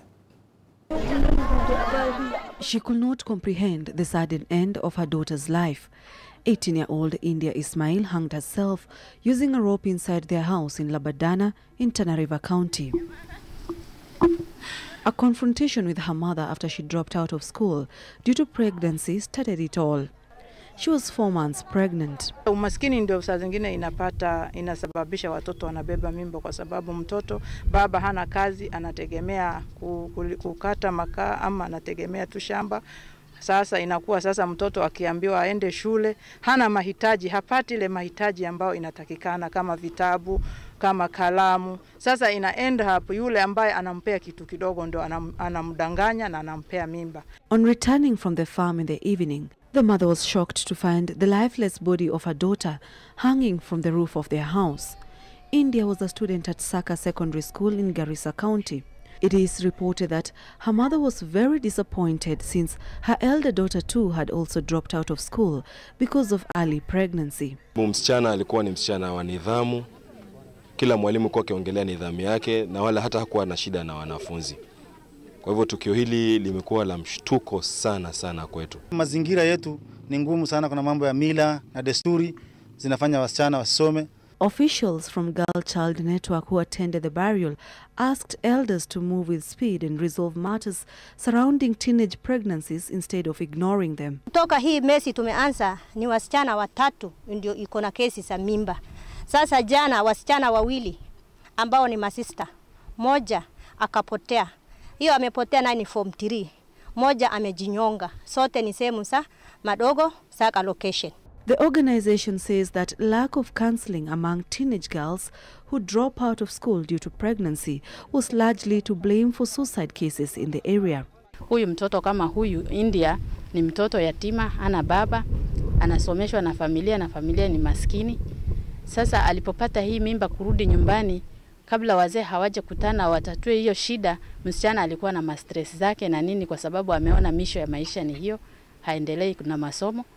Sasa akaona akachukua uamuzi ya kuwa yeye afadhali ajinyonge. Police from Madogo Police Station recorded statements before releasing the body for burial in accordance to Islamic rites. Sharon Baranga, NTV. Millions of children in regions bordering Uganda and South Sudan risk being crippled by communicable diseases like polio and measles due to prolonged nurses' strike that has paralyzed service delivery in public hospitals. Officials of the nurses' unions from 8 counties have raised concern. They say that immunization of children has not taken place in government facilities for the last 4 months. The officials from Marakwet, West Pokot, Nandi and Trans Nzoia counties urging the county and national governments to engage all stakeholders to end the health crisis. The leaders of the nurses' union took issue with the composition of the current leadership of the Council of Governors. They blame it for intentionally derailing the process of signing the CBA. Permanent diseases that will cripple them like polio and outbreak of measles. And imagine a large population, many of those children who have been born and they have not been immunized, they will contract these diseases as a result of a strike which is avoidable. So, how safe is your city or how dangerous is it? As it turns out, London is the safest city for women to walk the streets, and Cairo is the most dangerous. This is according to the first international experts poll looking at which of the rising number of megacities are best for women. The Thomson Reuters Foundation survey released last week asked experts in women's issues in 19 megacities, each home to more than 10 million people, how well women are protected from sexual violence and harmful cultural practices, and whether they have good access to health care, finance and education. London topped the poll overall, with Tokyo and Paris coming second and third. Cairo was rated the worst overall, with Karachi and Kinshasa coming second and third from bottom. Drinking with friends after work, London women spoke of many opportunities the city provided them with and the free health care. A lot of opportunities, you can get a lot of things, a lot of free things also for women. The safety, I feel so much safer here.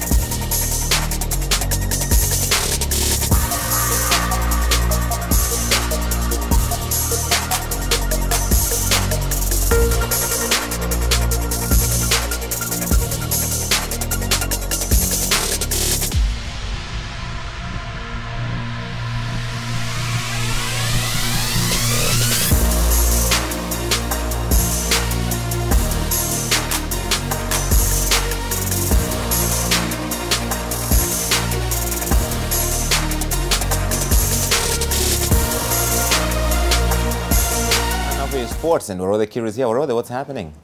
Thank you, Larry, and good afternoon. It's been quite an action-packed morning, and a lot of people are saying what's happening on the streets of Nairobi. Actually, there's a lot of sporting talent, people who can do quite a good cricket technique, good bowling, very good, brilliant Usain Bolts are running out there. But let's check out what's up in the sporting world. And Muhoroni Youth are edging closer to relegation from the Kenyan Premier League following a 4-0 loss to title holders Tusker FC at the Ruaraka grounds. Tusker goals were scored by Michael Khamati, Humphrey Mieno and Alan Wanga. This means that Muhoroni remain rooted at the bottom of the table with 24 points with only 7 games left. Western Sima are also in danger at position 17 with 28 points, following a 1-1 draw with Thika United at the Moi Stadium in Kisumu. Meanwhile, Kefa Aswani scored twice to help Nakumatt beat Kakamega Homeboys 2-1 at the Umia Sports Complex. Aswani now leads the race for the Golden Boot with 12 goals. Sony Sugar drew 2-2 with Nzoia Sugar at the Awendo Green Stadium.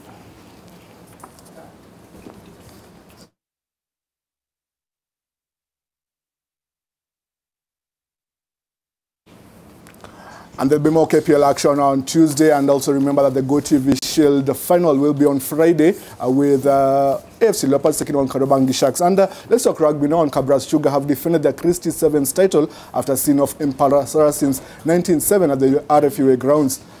To reach the Cup final, Impala defeated Kenya Harlequins 17-10, while Kabras edged out Nakuru 17-12 in the semi-finals. Nakuru RFC placed third after beating Queens in the playoffs. Day 1 surprise package Momba continued their good run on day 2, beating KCB to take 5th place. Dennis Ombachi led Nondis, won the Challenge Trophy, while MKU Thika finished 13th after beating Kisii RFC. The win sees Kabras go to the top of the standings with 85 points, with Impala second with 80 points, while Homeboys dropped to third with 78 points. The final leg of the National Sevens circuit will be the Dallas Sevens next weekend.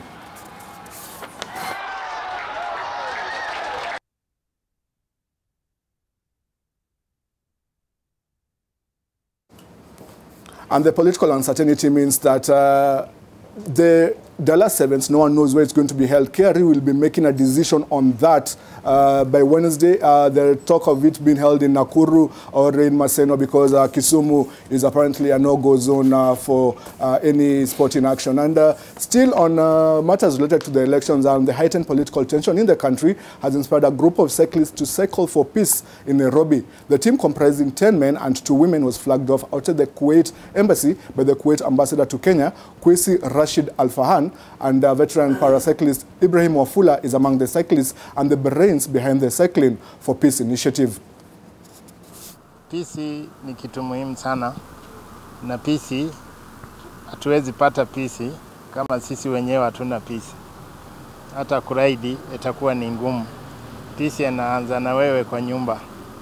Nyumba ikiwa haina peace, hata ukitoka tu hivyo ende urudi kwa nyumba kama hakuna peace, unaona hiyo nyumba hata ikariki. Ye tasi nchi yote.